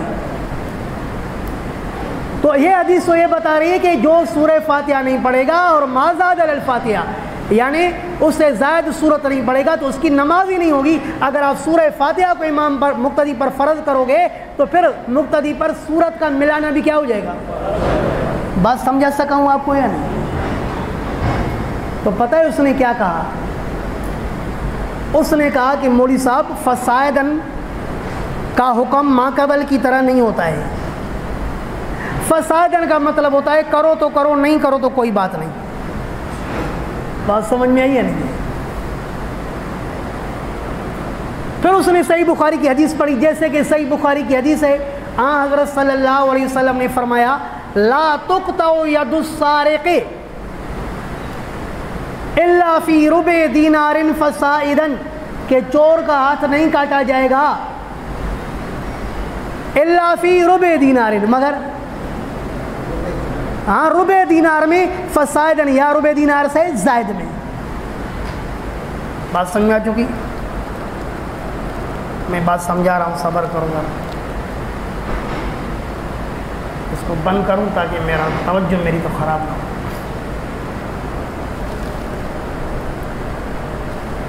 مجھے کہا کہ فسائدن کا حکم ما قبل کی طرح نہیں ہوتا. جس طرح یہاں حدیث میں ہے کہ چور کا ہاتھ کاٹا جائے گا ربع دینار میں فسائدن یا اس سے زائد میں. تو کہا چور کے ہاتھ کاٹنے کے لیے ربع دینار کی چوری تو ضروری ہے لیکن فسائدن ضروری نہیں ہے. تو اسی طرح مقتدی پر سورہ فاتحہ تو ضروری ہے لیکن فسائدن ضروری. بولتے نہیں ہو تم میرے ساتھ. اس کا مطلب میری بات آپ کو سمجھ میں نہیں آ رہی. ہاں اگر آپ نہیں بولو گے تو میں یہی سمجھوں گا نا کہ میری بات سمجھ میں نہیں ہے. کیا کہا حدیث نے کہ حدیث میں آیا کہ چور کا ہاتھ نہیں کاٹا جائے گا مگر ربع دینار میں فسائدن یا اس سے زائد میں. تو چور کے ہاتھ کاٹنے کے لیے ربع دینار تو یعنی ما قبل تو ضروری ہے ما بعد فسائدن ضروری. تو یہاں پر بھی لا صلاۃ لمن لم یقرأ بفاتحۃ الکتاب فسائدن میں فاتحۃ الکتاب تو مقتدی پر ضروری ہے لیکن فسائدن ضروری. بات سمجھ آ چکی ہے نہیں؟ تو میں نے کہا کہ نہیں فسائدن کا حکم بھی ما قبل کی طرح ہوتا ہے. فسائدن کا حکم بھی میں نے کہا جیسے مسند احمد میں حضرت علی رضی اللہ تعالیٰ عنہ سے روایت ہے. حضرت علی فرماتے امرنا رسول اللہ صلی اللہ علیہ وسلم ان نستشرف العین والاذن فصاعدا کہ رسول اللہ صلی اللہ علیہ وسلم نے ہمیں حکم دیا کہ ہم قربانی کے جانور کا کان بھی چیک کریں اور آنکھ بھی چیک کریں فصاعدن اور اس سے ما زادہ کو بھی چیک کریں. تو میں نے کہا کہ اب مجھے بتاؤ کہ ٹانگ کا چیک کرنا ضروری ہے یا نہیں ہے؟ اللہ کے رسول نے تو فرمایا کہ لنگڑے جانور کی قربانی کافی نہیں ہے. بات سمجھ میں ہی نہیں. تو جس طرح آنکھ اور کان کا چیک کرنا ضروری ہے تو یہاں فسائدن بھی. تو لہذا لا صلاۃ لمن لم یقرأ بفاتحۃ الکتاب فسائدن میں جس طرح مقتدی پر سورہ فاتحہ فرض ہوگی تو ما زاد علی الفاتحہ بھی فرض ہوگی. باقی رہی بات آپ کی کہ لا تقطع ید السارق الا فی ربع دینار فصاعدا تو یہاں پر بھی فصاعدن میں ہاتھ کاٹنا ضروری ہے نا. حدیث کا مطلب یہ ہے کہ ربع دینار میں چور کا ہاتھ کاٹنا ضروری ہے، لیکن اگر فصاعدن ہو، اس سے زیادہ چوری ہو، پھر تو بطریق اولا ضروری ہے نا. تو میں نے کہا تمہارے اصول کے مطابق تو ترجمہ یہ ہوا کہ مقتدی پر سورہ فاتحہ تو ضروری ہے، لیکن فصاعدن تو اور بھی ضروری ہے. نہیں آ رہی؟ مجھے کہا آپ ادھر کہاں چلے گئے؟ میں نے کہا آپ ادھر کہاں چلے گئے؟ آپ ادھر کہاں چلے گئے؟ تو میں نے کہا آپ ادھر کہاں چلے گئے ہیں. کبھی کبھی جواب بڑا اچھا ہو جاتا ہے. وہ ایک بریلوی کے ساتھ میری گفتگو ہوئی نور بشر کے مسئلے پر. بچپن کی باتیں میں اس زمانے میں ثالثہ پڑھ چکا تھا، ابھی درجہ رابعہ اگلے سال شروع ہونا تھا، رمضان کا مہینہ تھا. لمبا چوڑا واقع ایک مختصر سی کلپ سنا رہا ہوں. کلپ اس کو کہتے ہیں کلپ، کیونکہ آج کل لوگ کلپ سنتے ہیں، پورا بیان نہیں سنتے.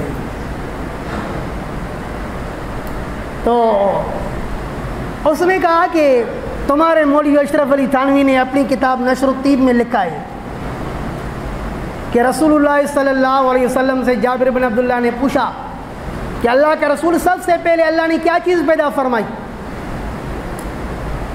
تو نبی علیہ السلام نے فرمایا ان اللہ خلق قبل الاشیاء نور نبیک من نورہ، کہ اللہ پاک نے تمام چیزوں کے پیدا کرنے سے پہلے سب سے پہلے آپ اپنے نبی کے نور کو پیدا فرمایا. بات سمجھ آئی ہے نہیں ہے؟ تو کہا کہ تمہارے عالم تو کہتے ہیں کہ نبی نور ہے، اللہ نے سب سے پہلے نبی کے نور کو پیدا فرمایا، اور تم کہتے ہو کہ نبی بشر ہے. بات سمجھ آئی نہیں؟ تو میں نے کہا کہ ہمارے عالم سے یہ غلطی ہو گئی ہے. بس جوانی کا دور تھا، نیا نیا طالب علم تھا. میں نے کہا ہمارے عالم سے یہ غلطی ہو گئی ہے، اور یہ روایت مصنف عبدالرزاق کے حوالے سے بیان کی ہے. مصنف عبدالرزاق کے اندر اس روایت کا نام و نشان تک نہیں ہے. اگر ہے آپ کے اندر ہمت تو دکھا. میں نے کہا مصنف عبدالرزاق پر یہ جھوٹ ہے، مولانا نے کسی ناقل سے نقل کی ہے، کتاب کے اندر ہے ہی نہیں. اور واقعی آج تک کوئی بریلوی مصنف عبدالرزاق کے اندر یہ روایت نہیں دکھا سکا. تو میں نے کہا کہ یہ مولانا سے غلطی ہو گئی. اس نے کہا اچھا اس کا مطلب یہ کہ تمہارے مولوی غلط حدیثیں لکھتے ہیں نا. میں نے کہا کہ ہم اپنے علماء کو عالم تو مانتے ہیں لیکن نبی نہیں مانتے. ہاں ہمارے علماء سے غلطی ہو سکتی ہے، جان بوجھ کے غلط حدیثیں نہیں لکھتے. ہاں غلطی سے کوئی لکھی جا سکتی ہے، غلطی پر غلطی ہو جاتی ہے. لیکن اگر آپ کو غلطی پر اعتراض ہے، میں نے کہا ابھی تو مجھے فتاوی افریقہ ابھی کھول کر کے دکھاؤں گا. مولوی احمد رضا خان بریلوی نے اپنی اسی کتاب فتاوی افریقہ کے صفحہ نمبر 99 پر لکھا ہے کہ رسول اللہ صلی اللہ علیہ وسلم نے فرمایا خلقنا انا و ابو بکر و عمر خلقنا من تربت واحدہ، کہ میں اور ابو بکر اور عمر ایک ہی مٹی سے پیدا ہوئے. میں نے کہا تو نے ابھی کہا کہ نبی علیہ الصلوۃ والسلام نور سے پیدا ہوئے ہیں، اور تیرے اعلیٰ حضرت نے کہا کہ نبی علیہ السلام اور ابو بکر عمر ایک ہی مٹی سے پیدا ہوئے ہیں. اب مجھے بتاؤ کہ تو جھوٹا ہے یا تیرا اعلیٰ حضرت جھوٹا ہے؟ تو مجھے کہا کہ تم میرے سے بات کر رہا ہے یا اعلیٰ حضرت سے بات کر رہا ہے؟ میں نے کہا تم میرے سے بات کر رہا ہے یا مولانا اشرف علی تھانوی سے بات کر رہا ہے؟ جب یہ کہا تو واللہ سر نیچے کر کے مسکرایا، اس کے بعد کوئی جواب نہیں تھا. تو یہاں پر بھی بات یہی ہوئی نا کہ کہا ادھر کہاں چلے گئے؟ میں نے ادھر کہاں چلے گئے؟ میں نے کہا آپ ادھر کہاں چلے گئے؟ سر نیچے کیا کہ واقعی جب مجھے ادھر جانے کا حق ہے تو اس کو بھی تو ادھر جانے کا حق ہے. اللہ اہل حدیث کی دوسری دلیل اس پر جو وہاں پر اس نے بیان نہیں کی تھی، اب میں سنا رہا ہوں. دوسری دلیل عرض کر رہا ہوں کہ اہل حدیث کے نزدیک کوئی بھی صحیح اور صریح ایسی حدیث موجود نہیں ہے جس میں یہ ہو کہ مقتدی کی نماز بغیر سورہ فاتحہ کے نہیں ہوگی. ہمارا چیلنج ہے اہل حدیث کو کہ کوئی ایسی حدیث صحیح دکھائے جو صریح ہو کہ مقتدی کی نماز بغیر سورہ فاتحہ کے باطل ہے. بات ختم. ایسی جو روایت ہے لا صلاۃ لمن لم یقرأ بفاتحۃ الکتاب، اس میں فصاعدن کے الفاظ ہیں. فصاعدن کے الفاظ بتا رہے ہیں کہ یہ امام کے لیے ہے یا منفرد کے لیے، مقتدی کے لیے نہیں ہے. اگر یہ حدیث مقتدی کے لیے ہوگی تو پھر اس کے اوپر سورہ فاتحہ کے ساتھ ساتھ ضم صورت بھی فرض ہوگا، حالانکہ کوئی بھی مقتدی پر ضم صورت کے فرضیت کا قائل نہیں ہے تو پتہ چلا کہ یہ حدیث اکیلے کے متعلق ہے یا امام کے متعلق ہے. سمجھ گئے ہو بات؟ البتہ ایک صریح حدیث بیان کرتے ہیں جو سنن ابی داؤد میں ہے کہ نبی اکرم صلی اللہ علیہ وسلم نے نماز پڑھائی، صحابہ کرام نے بھی اللہ کے رسول کے پیچھے قرات کی. نبی علیہ الصلوۃ والسلام پر قرات بھاری ہو گئی. آپ نے فرمایا کیا ہوا، تم میرے پیچھے قرات کر رہے تھے کیا؟ تو کہنے والوں نے کہا جی اللہ کے رسول، ہم آپ کے پیچھے قرات کر رہے تھے.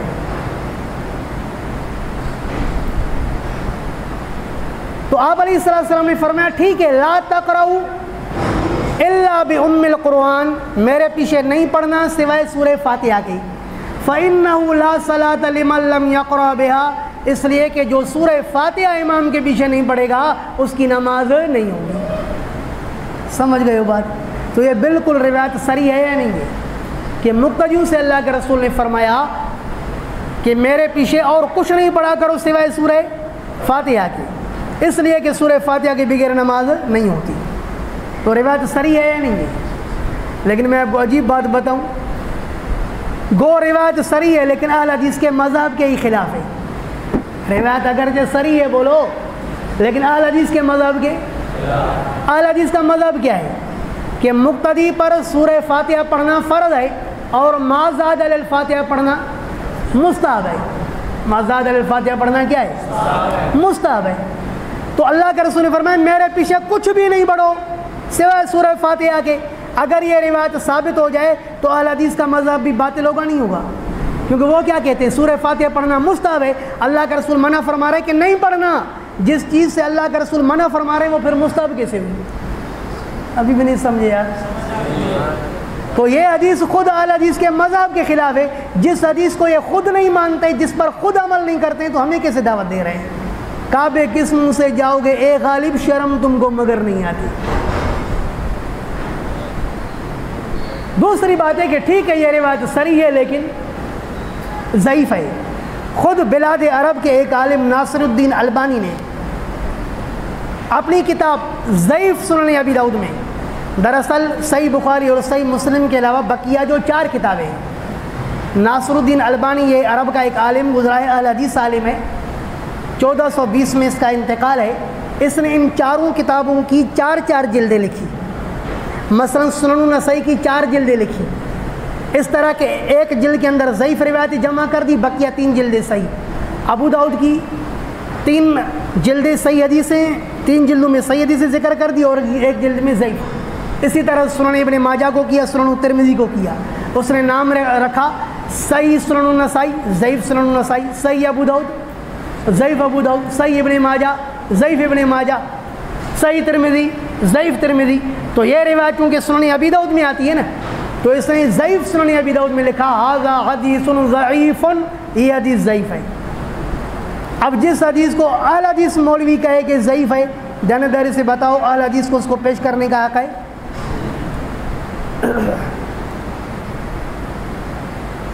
اور پھر اسی حدیث کے بارے میں حضرت علامہ ابن تیمیہ رحمہ اللہ متوفی 728 نے اپنی کتاب مجموع الفتاوی میں لکھا ھذا الحدیث معلل عند الائمۃ بامور کثیرۃ، کہ یہ حدیث ائمہ محدثین کے نزدیک کئی سارے وجوہ سے ضعیف ہے. اس کے ضعف کی کوئی ایک وجہ نہیں ہے بلکہ کئی ساری وجوہات ہیں. تو حضرت امام اہل سنت حضرت شیخ سرفراز خان صفدر رحمہ اللہ نے اپنی کتاب احسن الکلام فی ترک القراءۃ خلف الامام میں اس حدیث کے ضعیف ہونے کی 8 وجہیں ذکر کی ہیں. کتنی وجہیں ذکر کی ہیں؟ 8 وجہیں ذکر کی ہیں. وہاں پر آپ اس کا مطالعہ کریں اور اپنا ایمان بنائیں. تو جو روایتیں صحیح ہیں تو وہ ان کے مذہب میں صریح نہیں ہیں، جو صریح ہیں تو وہ صحیح نہیں ہیں. اور احناف کا مذہب بالکل واضح اور صاف ستھرا. احناف کے مذہب کے دلائل مکمل صاف ستھرے. میں نے اس اہل حدیث مولوی کے سامنے، اس نے کہا کوئی اپنی دلیل ذکر کر، میں نے صحیح مسلم سے حدیث ذکر کی کہ حضرت ابو موسیٰ اشعری رضی اللہ تعالیٰ عنہ سے روایت ہے کہ نبی اکرم صلی اللہ علیہ وسلم نے فرمایا انما جعل الامام لیتم بہ، امام اس لیے بنایا جاتا ہے تاکہ امام کی اقتدا کی جائے. اذا کبر فکبروا، امام جب اللہ اکبر کہے تو تم بھی اللہ اکبر کہو. اور وَإِذَا قَالَ الْإِمَامُ غَيْرِ الْمَغْضُوبِ عَلَيْهِمْ وَلَا الضَّالِّينَ فَقُولُوا آمِينَ، امام اگر غیر المغضوب علیہم ولا الضالین کہے تو تم کیا کہو؟ آمین کہو. یا تم بھی غیر المغضوب علیہم ولا الضالین کہو. بولو یار. امام غیر المغضوب علیہم ولا الضالین کہے تو تم کیا کہو؟ آمین کہو. تو پتہ چلا کہ مقتدی کا کام آمین کہنا ہے یا سورہ فاتحہ پڑھنا ہے؟ بولو بھائی. اب جو کہتا ہے کہ نہیں امام کے پیچھے سورہ فاتحہ پڑھنی چاہیے، تو اب مجھے بتاؤ، امام کہے آمین اور یہ کیا کہے غیر المغضوب علیہم ولا الضالین، تو امام کی مخالفت ہوئی یا نہیں ہوئی؟ اور اللہ کے رسول نے کیا فرمایا کہ آمین کہو یا غیر المغضوب علیہم ولا الضالین پڑھو. تو نتیجہ کیا نکلا؟ جو امام کے پیچھے غیر المغضوب علیہم ولا الضالین پڑھتا ہے وہ نبی کا مخالف ہے یا موافق ہے؟ بولو یار. تو جب مخالف ہے تو اس لیے تو حنفیہ کہتے ہیں نا کہ امام کے پیچھے سورہ فاتحہ پڑھنا مکروہ ہے، کیونکہ نبی کی مخالفت لازم آ رہی ہے. بہرحال عرض کر رہا ہوں کہ امام تکبیر کہے تم تکبیر کہو، امام غیر المغضوب علیہم ولا الضالین کہے تو آمین کہو. اور فرمایا کہ وَإِذَا رَكَعَ فَارْكَعُوا، امام جب رکوع میں جائے تم رکوع میں جاؤ. وَإِذَا قَالَ سَمِعَ اللَّهُ لِمَنْ حَمِدَهُ فَقُولُوا رَبَّنَا وَلَكَ الْحَمْدُ. جو کام امام کے ساتھ کرنے تھے اللہ کے رسول نے کرنے کا حکم فرمایا. وفی روایت سلیمان، چونکہ مدار سند قتادہ ہے، قتادہ کے متعدد شاگرد ہیں، ان سب نے اس روایت کو نقل کیا، لیکن اس روایت کے اندر اذا قرأ فانصتوا کی زیادتی کو نقل نہیں کیا. لیکن سلیمان تیمی نے جب قتادہ سے یہ روایت نقل کی تو اس میں یہ زیادتی نقل کی اذا قرأ فانصتوا. اللہ کے رسول نے فرمایا کہ جب امام قرات کر رہا ہو تو تم لوگ خاموش رہا کرو. تو میں نے کہا کہ اللہ کے رسول کا ارشاد ہے کہ امام کے پڑھنے کے دوران تمہارا کام خاموش رہنا ہے، نہ کہ سورہ فاتحہ پڑھنا. تو اس نے کہا کہ بھائی اذا قرأ فانصتوا، یہاں قرات سے مراد سورہ فاتحہ کی قرات تھوڑی ہے، بلکہ ما زاد علی الفاتحہ کی قرات مراد ہے. سمجھ رہے ہو سوال اس کا؟ تو میں نے کہا کہ صحیح مسلم میں اللہ کے رسول کا ارشاد ہے، آپ علیہ الصلوۃ والسلام نے فرمایا لا صلاۃ الا بقراءۃ، کہ نماز صحیح ہوگی نہیں سوائے قرات کے. تو یہاں قرات سے مراد کیا ہے؟ ما زاد علی الفاتحہ. نہیں آ رہی بات سمجھ میں یار؟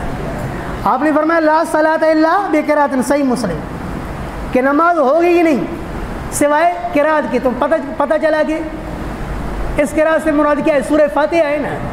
اگر ہم یہ کہتے کہ نہیں فاتحہ کے علاوہ ہے تو اس کا مطلب ہے کہ ضم سورت فرض ہوا، فاتحہ فرض نہیں ہوئی، پھر تو حدیث کا مذہب بھی باطل ہو گیا نا. تو پتہ چلا کہ اذا قرأ فانصتوا میں قرات سے مراد ہی کیا ہے؟ بولو فاتحہ مراد ہے. اور مسند ابی عوانہ میں روایت یوں آتی ہے، ہاں حضرت صلی اللہ علیہ وسلم نے فرمایا اذا کبر فکبروا، امام جب اللہ اکبر کہے تو تم اللہ اکبر کہو. وَإِذَا قَرَأَ فَانصِتُوا، جب امام پڑھے تو تم خاموش رہو.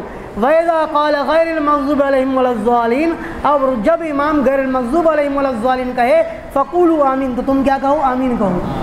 تو آپ نے غیر المغضوب علیہم ولا الضالین سے پہلے فرمایا اذا قرأ فانصتوا، جب پڑھو تو امام پڑھے تو تم خاموش رہو. تو غیر المغضوب علیہم ولا الضالین سے پہلے کس چیز کی قرات ہوتی ہے؟ الم تر کیف کی. بولو. تو معلوم ہوا کہ یہاں سے قرات سے مراد کیا ہے؟ سورہ فاتحہ ہے، کوئی اور چیز ہے؟ تو میں نے کہا یہاں سے مراد ہی سورہ فاتحہ. اللہ کے بندے تو کیسی باتیں کر رہا ہے؟ تو اس نے کہا پھر تو اگر امام قرات کر رہا ہو نا، جب کوئی مقتدی آئے نماز میں شرکت کرے تو اس کو اللہ اکبر بھی نہیں کہنی چاہیے، کیونکہ اللہ کے رسول کا ارشاد اذا قرأ فانصتوا ہے کہ امام پڑھے تو تم خاموش رہو. پھر تم امام کے پیچھے اللہ اکبر کیوں کہتے ہو قرات کے دوران؟ تو میرے ساتھ میرا ایک شاگرد تھا ثانیہ کا، اس نے اس کو جواب دیا اللہ کے رسول تو اللہ کے بندے، اللہ کے رسول نے تو یہ فرمایا کہ جب امام پڑھے تو تم خاموش رہو. جب تک اس نے اللہ اکبر کہا ہی نہیں تو وہ اس کا امام کہاں سے آیا؟ میں نے کہا تو میرے شاگرد کے سے آپ نے جواب سن لیا. میرے شاگرد کو جس چیز کا جواب آ رہا ہے تو میرے کو کتنا کیسا جواب آتا ہوگا؟ پھر اس نے کہا کہ یار یہ جو اذا قرأ فانصتوا ہے نا، یہاں انصتوا کا معنی ہے آہستہ پڑھو، کیونکہ انصات آہستہ پڑھنے کے منافی نہیں ہے. انصتوا کا معنی کیا ہے؟ آہستہ پڑھو. میں نے کہا کہ یہ آپ کو کس نے معنی بتائی؟ کہا کہ صحیح بخاری سے یہ معنی معلوم ہو رہی ہے۔ میں نے کہا غلط در غلط، غلط در غلط، صحیح بخاری میں ایسے ممکن ہی نہیں ہے کہ انصات کا معنی ہے کہ آہستہ پڑھو۔ میں نے کہا آ جاؤ صحیح بخاری میں دکھاتا ہوں کہ انصات کا معنی یہ ہے کہ زبان کو حرکت ہی نہیں ہو۔ کہا کہاں لکھا ہے؟ میں نے کہا ابھی دے دو بخاری صفحہ نمبر 2 پر حضرت ابن عباس کی روایت۔ حضرت ابن عباس فرماتے شروع میں جب نبی علیہ السلام پر وحی نازل ہوتی تھی، اللہ نے فرمایا کہ لا تحرک به لسانک، اپنی زبان کو حرکت مت دے، وانصت، اور خاموش رہو۔ نہیں سمجھے بات؟ تو میں نے کہا کہ حضرت ابن عباس کہنا یہ چاہتے ہیں کہ انصت کا مطلب ہے لا تحرک به لسانک، اپنی زبان کو حرکت تک نہیں دو۔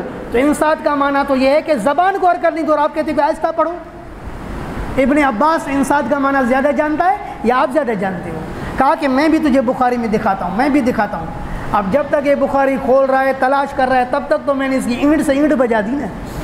میں نے کہا بھائی میں نے تو دکھا دیا، اب مولوی صاحب سوال ہی پیدا نہیں کہ دکھا سکے۔ مجھے پتہ ہے، میں بخاری کو اچھی طرح جانتا ہوں، بخاری میں 2 باتیں نہیں ہو سکتی۔ میں نے ایک بات دکھائی ہے، دوسری بات ممکن ہی نہیں ہے۔ چیلنج کرتا رہا، بلا کر کوشش کر کے اس نے روایت نکالی۔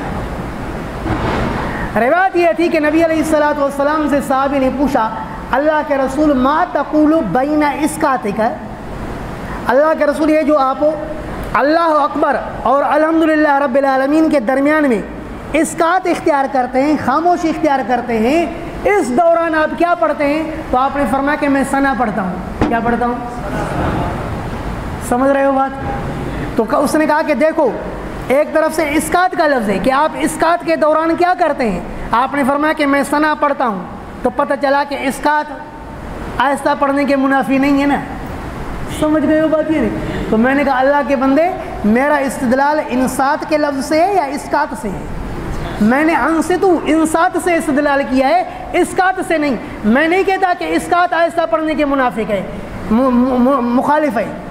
حدیث میں اگر یوں ہوتا کہ اذا قرأ فاسکتوا، امام پڑھے تو تم اسکات کرو، پھر تو آپ کہہ سکتے تھے کہ اسکات آہستہ پڑھنے کے منافی نہیں ہے، لیکن یہاں انصتو کا لفظ ہے، انصات آہستہ پڑھنے کے منافی ہے۔ بات سمجھ میں آئی ہے نہیں؟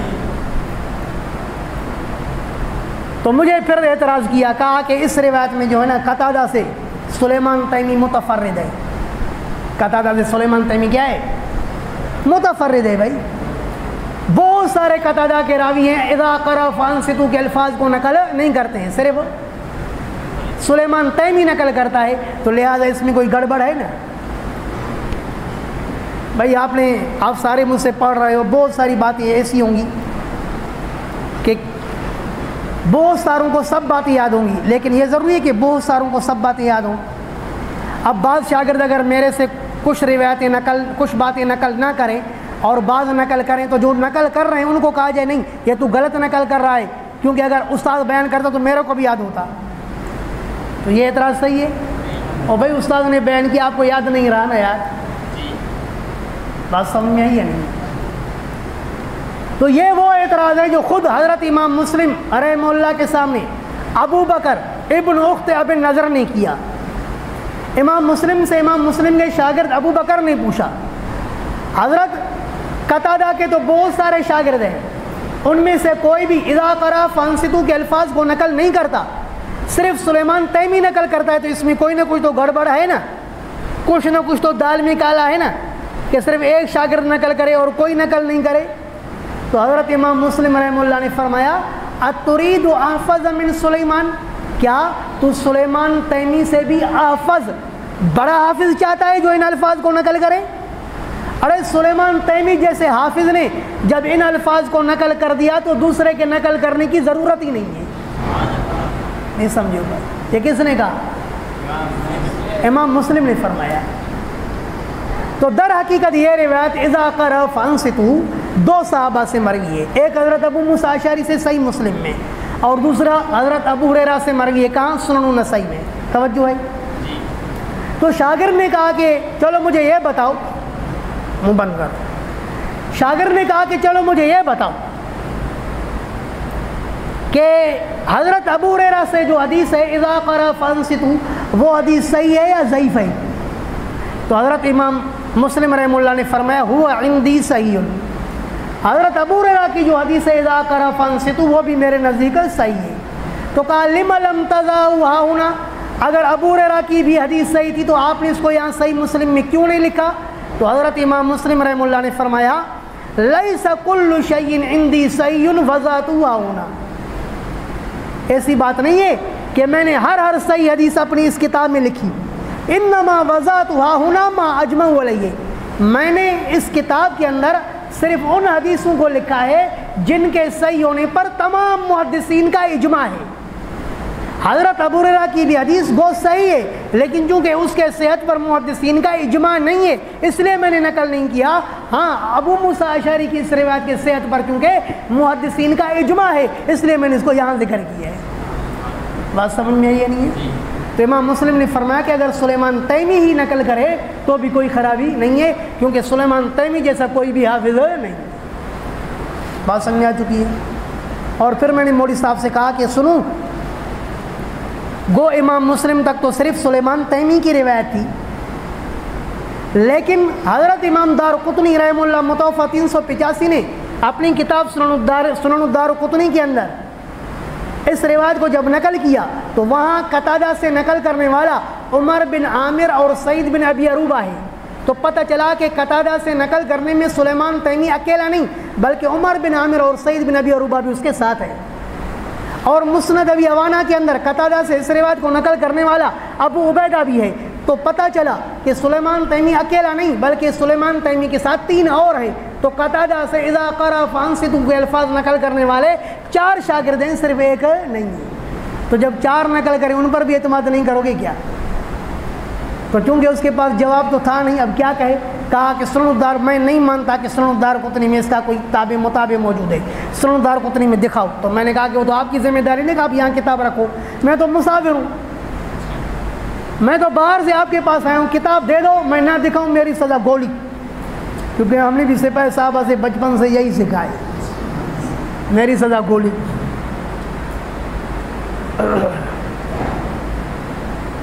بہرحال اس مجلس کے اندر پھر بات اسی پر ختم ہوئی. تو الحمدللہ اس میں اللہ پاک نے یہ ہمکناری ہمیں نصیب فرمائی کہ اس کے بعد وہ جو میزبان تھا اس کو دوبارہ ہمت نہیں ہوئی کہ ہمارے مولوی سے بات کرو، وہ سمجھ گیا کہ اس کے اندر کتنا پانی ہے. احناف کا مستدل اذا قرأ فانصتوا کے علاوہ مستدل نمبر 2 وہ سنن النسائی کی روایت ہے جو حضرت ابو درداء رضی اللہ تعالیٰ عنہ سے منقول ہے. روایت کا خلاصہ یہ کہ حضرت ابو درداء رضی اللہ تعالیٰ عنہ فرماتے ہیں سئل رسول اللہ صلی اللہ علیہ وسلم افی کل صلاۃ قراۃ، نبی علیہ الصلوۃ والسلام سے پوچھا گیا کہ کیا اللہ کا رسول ہر نماز کے اندر قرات فرض ہے؟ آپ نے فرمایا نام، جی ہاں. فقال رجل من الانصار وجبت، تو انصاری ایک مرد نے کہا بھائی پتہ چل گیا کہ ہر نماز کے اندر قرات واجب ہے، بات ختم. تو حضرت ابو درداء فرماتے ہیں کہ میں حضرت صلی اللہ علیہ وسلم کو سب سے زیادہ قریب بیٹھا ہوا تھا.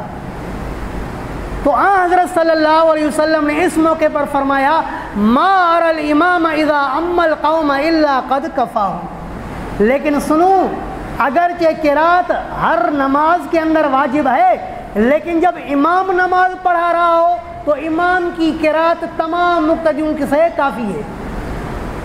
نہیں سمجھے ہوگا؟ اللہ کے رسول نے فرمایا ما ارى الامام الا قد كفاهم، ما ارى الامام اذا اما القوم الا قد كفاهم. امام جب امامت کر رہا ہو اب مقتدیوں کو قرات کی کوئی ضرورت نہیں کیونکہ امام سب کی طرف سے کافی ہے. ارے یار جب آپ کسی کو نمائندہ مقرر کرتے ہو کسی فیصلے کے اندر تو وہی بولنے کے لیے کافی ہے، سب کا بولنا ضروری. جب آپ نے ایک کو اپنا امام مقرر کیا تو بس وہی قرات کے لیے کافی ہے، دوسروں کو قرات کی ضرورت نہیں. بات سمجھ میں آئی ہے نہیں ہے؟ اور یہی مفہوم ہے اس حدیث کا جو حضرت جابر بن عبداللہ رضی اللہ تعالیٰ عنہ سے مروی ہے.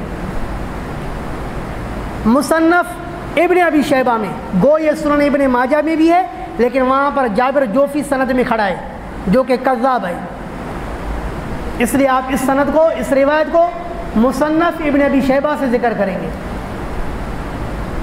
حضرت جابر بن عبداللہ رضی اللہ تعالیٰ عنہ فرماتے ہیں کہ رسول اللہ صلی اللہ علیہ وسلم نے فرمایا، یہ مستدل نمبر 3، من کان لہ امام فقراۃ الامام لہ قراۃ، کہ جس کا امام موجود ہے تو امام کی قرات مقتدی کی قرات ہے۔ توجہ ہے نہیں ہے؟ اس پر بھی بسا اوقات غیر مقلدین اعتراض کرتے ہیں کہ من کان لہ امام فقراۃ الامام لہ قراۃ، جس کا امام ہے تو اس کی قرات ہے، تو اس کا مطلب ہے کہ اس کی قرات یعنی وہ امام کی قرات ہے۔ نہیں آ رہی بات سمجھ؟ تو میں یہ جواب دیتا ہوں جو بہت سارے لوگوں کو معلوم نہیں ہے، ھذا خفی علی کثیر من العلماء۔ حضرت امام محمد ابن عدی رحمہ اللہ امت کے ایک محدث گزرے ہیں، 365 میں اس کا انتقال ہے۔ یہ اپنی کتاب الکامل فی ضعفاء الرجال میں یہ روایت یوں نقل کرتے ہیں، من کان لہ امام فقراۃ الامام لہم قراۃ، لہو کی جگہ کیا؟ لہم قراۃ، کہ جب وہ امام نماز پڑھا رہا ہو تو امام کی قرات مقتدیوں کی قرات ہے۔ واضح آ گیا، لہم جمع کا صیغہ ہے، لہو مفرد کا صیغہ نہیں ہے۔ بات سمجھ میں آ چکی ہے؟ اس کو اچھی طرح نوٹ کر لینا، یہ وہ بات ہے جو بہت سارے علماء پر مخفی ہے ابھی تک، جس میں لہم کا لفظ ہے۔ احناف کا چوتھا مستدل وہ سنن ابی داؤد کی روایت ہے۔ روایت کا خلاصہ اس طرح ہے کہ حضرت ابو ہریرہ رضی اللہ تعالیٰ عنہ فرماتے ہیں کہ نبی اکرم صلی اللہ علیہ وسلم نے ایک موقع پر صحابہ کرام کو نماز پڑھائی۔ صحابہ کرام نے بھی حضرت صلی اللہ علیہ وسلم کے پیچھے قرات کی، تو آپ نے فرمایا مال ینازع القرآن، کیا ہوا ہے کہ میرے ساتھ قرآن کریم میں جھگڑا جا رہا ہے؟ صحابہ نے عرض کیا اللہ کے رسول ہم بھی قرات کر رہے تھے، تو آپ نے فرمایا مال ینازع القرآن، کیا ہوا ہے کہ میرے ساتھ قرات میں جھگڑا ہو رہا ہے؟ قال ابو ہریرہ،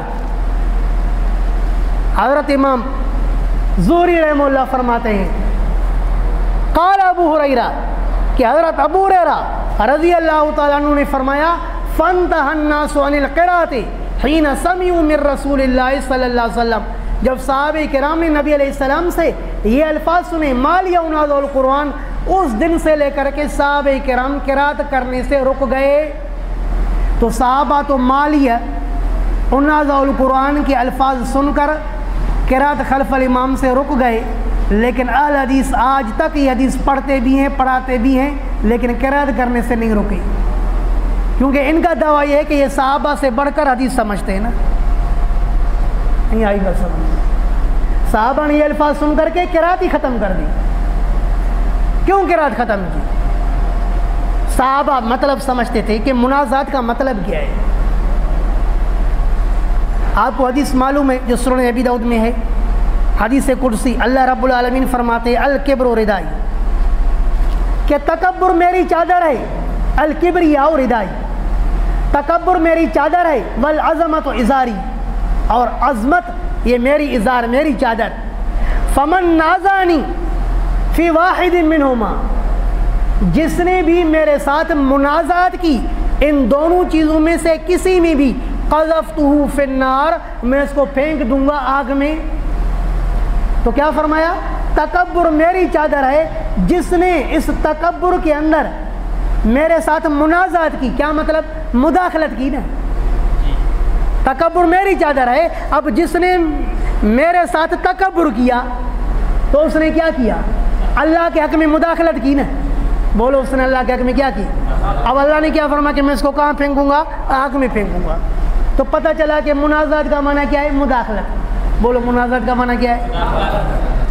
اب حضرت صلی اللہ علیہ وسلم نے فرمایا مال ینازع القرآن، مجھے کیا ہوا ہے کہ میں منازعات کیا جا رہا ہوں قرآن میں، تو کیا مطلب ہوا؟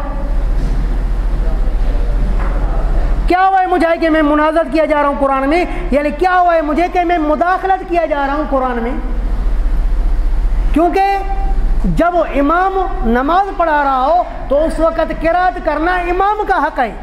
اب اگر مقتدی بھی قرات کرے گا تو یہ امام کے حق میں مداخلت کرے گا، اور مقتدی کو امام کے ساتھ مداخلت کا کوئی حق نہیں۔ پتہ نہیں بات سمجھ میں آئی ہے نہیں؟ وہ بس اوقات غیر مقلدین کہتے ہیں کہ دراصل امام زہری کے 2 شاگرد ہیں، ایک معمر ہے اور دوسرا اوزائی ہے۔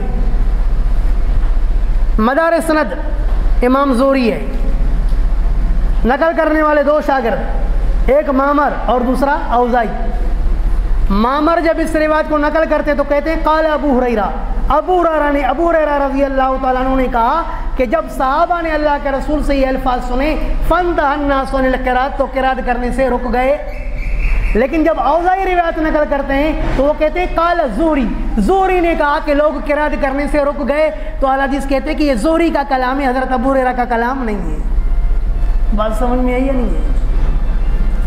جبکہ محدثین نے کہا ہے، آپ تہذیب التہذیب کھول کے دیکھیں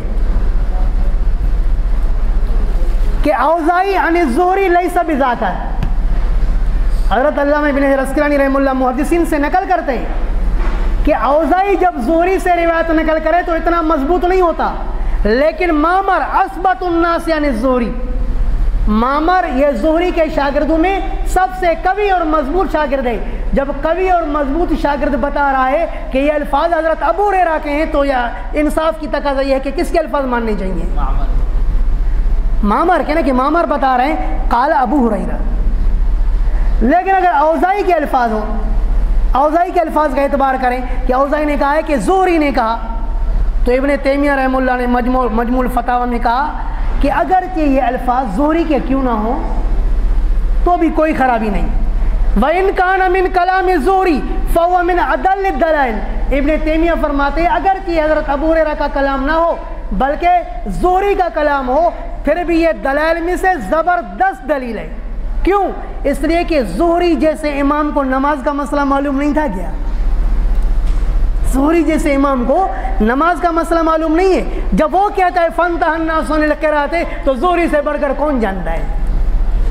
جب وہ بتا رہا ہے کہ صحابہ کرام مال یا اناز القرآن سن کر کے قراءت کرنے سے رک گئے، تو ہم الحمدللہ صحابہ کرام کی سنت کے مطابق امام کے پیچھے قراءت نہیں کرتے، ہم بھی قراءت کرنے سے رک پڑتے ہیں۔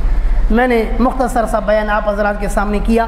مزید اگر آپ کو مسئلہ فاتحہ خلف الامام پر تحقیق کرنی ہو تو جیسے میں نے پہلے عرض کیا، مسئلے کی تحقیق کا طریقہ یہ ہوتا ہے کہ طرفین کی کتابیں پڑھنی پڑیں گی۔ ہماری طرف سے سب سے جامع اور مفصل کتاب اس مسئلے پر امام اہل سنت حضرت شیخ سرفراز خان صفدر رحمہ اللہ کی کتاب ہے احسن الکلام فی ترک القراءۃ خلف الامام۔ دوسری اس کے شاگرد حضرت مولانا حبیب اللہ ڈیروی کی کتاب ہے تدقیق الکلام کے نام سے، یہ 2 جلدوں پر مشتمل ہے۔ اور اہل حدیث کی طرف سے اس مسئلے پر بہترین کتاب ان کے نگاہ میں، ان کے نقطہ نظر سے خیر الکلام محمد صاحب گوندلوی کی، اور دوسری کتاب زبیر علی زئی کی بھی ہے مسئلہ فاتحہ خلف الامام۔ تو جب اس طرف سے بھی کتابیں پڑھو گے، اس طرف سے بھی پڑھو گے تو انشاءاللہ العزیز پھر تشفی ہو سکتی ہے۔ بس اللہ تعالیٰ سے دعا ہے جتنی میں نے باتیں کی اللہ پاک مجھے اور آپ کو سمجھنے، حق کو سمجھنے کی اور اس پر ثابت رہنے کی توفیق عطا فرمائے۔ امام بخاری اختصار کیوں کرتے تھے؟ ہو سکتا ہے کہ اس کو جس راوی نے یہ حدیث بتائی تھی نا اس نے مختصراً بتائی ہوگی، کیونکہ محدثین کی یہ طبیعت ہے کہ بس اوقات جب وہ حشاش بشاش ہوتے ہیں تو بات تفصیل سے کرتے ہیں، اور جب حشاش بشاش نہیں ہوتے تو بقدر ضرورت بات کرتے ہیں۔ میں خود کبھی پوری حدیث سنا لیتا ہوں اور کبھی اختصار سے سناتا ہوں۔ امام ابو داؤد رحمہ اللہ بھی کبھی پوری لمبی حدیث ذکر کر دیتے ہیں، لیکن کبھی حدیث کو مختصر کر کے ترجمۃ الباب کے ثابت کرنے والے جو الفاظ ہوتے ہیں صرف ان کو ذکر کرتے ہیں۔ تو یہ اختصار باقاعدہ کبھی کبھی مقصود ہوتا ہے، مطلوب ہوتا ہے، اس لیے اختصار کرتے ہیں۔ آپ کی کتابوں کا ایک ایک سیٹ اگر ہمارے لیے ہدیہ ہو جائے تو آپ کی نوازش ہوگی۔ جی ہاں ضرور ہدیہ کرتا، لیکن ایک تو میں یہاں پر کتابیں نہیں لایا، دوسری بات یہ کہ میری ایک کتاب ہے جس کے 15-20 نسخے ہیں، دوسرے کے 15-20 نسخے ہیں، اور وہ سب نایاب ہیں۔ کیا مطلب؟ ابھی نور بشر والی کتاب کے 7-8 نسخے وہ بھی میرے پاس ابھی تک ایک ہے، کسی ساتھی کے پاس 7-8 رکھے، اور وہ بھی بیچنے کے نہیں ہیں، وہ بھی اسی طرح کے لوگوں کو ہدیے دینے کے لیے، کوئی بعض علماء کو جو اس ذوق سے اس سے تعلق رکھنے والے ہوں، تو مطلب وہ بھی ہے نہیں۔ آپ میں سے اگر کوئی باہمت ہے، میں اس کو تمام کتابوں کے شائع کرنے کی اجازت دیتا ہوں، وہ میرے سے رابطہ کر کے میری تمام کتابوں کو شائع کر سکتا ہے۔ کچھ میری مطبوعہ کتابیں ہیں ساتھ، اس کے علاوہ کچھ مطبوعہ نہیں ہیں، اور وہ کتابیں تیار ہیں، وہ بھی آپ چھاپ سکتے ہیں۔ اگر آپ میں سے کوئی صاحب وسعت ہے یا کتب خانے والوں سے تعلق ہے تو میری تمام کتابوں کی شائع کرنے کی اجازت ہے۔ ابھی تمام کتابیں تقریباً ختم ہیں، کوئی بھی بیچنے کے قابل نہیں ہے۔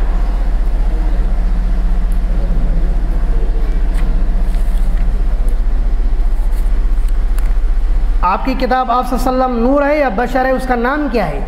التحقیق المقبول فی اثبات بشریت الرسول، پیارے نبی صلی اللہ علیہ وسلم کی بشریت کا مدلل ثبوت، سمجھ گئے؟ اردو میں نام ہے، 350 صفحات پر مشتمل ہے۔ آپ کی کتب کہاں سے ملیں گی؟ اب بہت مشکل ہے کہ آپ کو ملے جب تک دوبارہ نہیں چھپوا کوئی۔ مسئلہ 3 طلاقوں کا مختصراً ذکر فرما دیں۔ اصل میں ان حضرات نے مجھے کہا کہ 2:45 بجے تک ختم کر دیں، تو 2:45 تو ہو رہے ہیں، اب میں آپ کو کیسے بیان کروں مختصرا؟ ہاں، اس مسئلے پر جہاں اشکال ہو اشکال لکھیں، اس کا جواب دے دوں۔ طلاقات ثلاثہ پر کے مسئلے پر اگر کوئی اشکال ہو نا جہاں پر، تو وہ اشکال لکھو، اس کا جواب دے دوں۔ 8 جگہ ایسی ہیں جس میں رفع الجن کرنا جائز ہے، وہ کون سی 8 جگہ ہیں ذرا وضاحت فرمائیں۔ وہ روایت ہے مسند ابی یعلا کے اندر ہے کہ لا ترفع الایدی الا فی 7 مواطن، 7 مقامات ہیں۔ وہ آپ دیکھیے کنز کے حاشیے میں دیکھ لیں۔ آپ نے صبح فرمایا تھا کہ ہر صحیح حدیث پر عمل کرنا ضروری نہیں، وہ حدیث کون سی ہے جو صحیح ہے، جو قابل عمل نہیں ہے؟ اس کی مثال کہ نبی علیہ السلام نے بغیر عذر کے جو ہے 2 نمازوں کو جمع فرمایا ہے کہ نہیں ہے؟ بغیر عذر کے مدینہ منورہ کے اندر اقامت کے دوران 2 نمازوں کو جمع فرمایا، یعنی جمع حقیقی فرمایا۔ یہ ترمذی کے اندر ہے، لیکن امام ترمذی خود فرماتے ہیں کہ یہ قابل عمل نہیں ہے۔ اسی طرح چور کو 5ویں دفعہ میں چور کو قتل کرنا، فرمایا کہ یہ بھی معمول بھی نہیں ہے، اگرچہ سند صحیح ہے۔ استاد جی میرا سوال ہے کہ آج کل جو ویڈیو بنائی جاتی ہے اور جو تصویر بنایا جاتا ہے اور علماء کرام کے بیانات جو آن لائن سن دی جاتے ہیں، اس میں بھی تو تصویر ہوتی ہے، اور حالانکہ حدیث میں تصویر کو حرام بتایا ہوا، تو اس بارے میں مکمل طور پر وضاحت فرمائیں۔ اصل یہ اتنی گہرائی میں جانا کہ تصویر حرام ہے یا ناجائز ہے، اس گہرائی میں جانا یہ مفتیوں کا کام ہے۔ اور سچ بات یہ کہ الحمدللہ میں شیخ القرآن بھی ہوں، شیخ الحدیث بھی ہوں، مناظر اسلام بھی ہوں، بہت کچھ ہوں، لیکن مفتی نہیں ہوں۔ تو اس لیے میرے لیے تبصرہ کرنا مشکل ہے۔ باقی حضرت شیخ تقی عثمانی صاحب کی جو فتاوی عثمانی ہے، اس میں لکھا ہے کہ یہ جو کیمرہ کے اندر جب تک تصویر ہے، جب تک آپ نے پرنٹ پر نہیں لائی تو یہ تصویر نہیں ہے، سمجھے ہو بات؟ لیکن اب یہ فتویٰ دے کر کے مفتی صاحب بھی پریشان ہو گئے، اب مسجدوں میں تصویریں بن رہی ہیں، اب وہ بھی پریشان ہیں، منع بھی کرتے ہیں لیکن لوگ اب باز نہیں آ رہے ہیں، لیکن مولانا مکمل طور پر رجوع بھی نہیں کرتے کہ یہ ناجائز ہے۔ اور سمجھ میں یہ نہیں ہے، اکثر علماء اس کو ناجائز سمجھتے ہیں، اس لیے میں بھی اس کو ناجائز سمجھتا ہوں۔ تو مولوی جو کرے اس طرح نہیں کرو، البتہ مولوی جو کہے اس طرح کیا کرو، بس۔ جزاکم اللہ خیرہ۔ اے رفیق دلربا ہم مسافر الوداع، زندگی میں پھر ملیں گے جب کبھی موقع ملا۔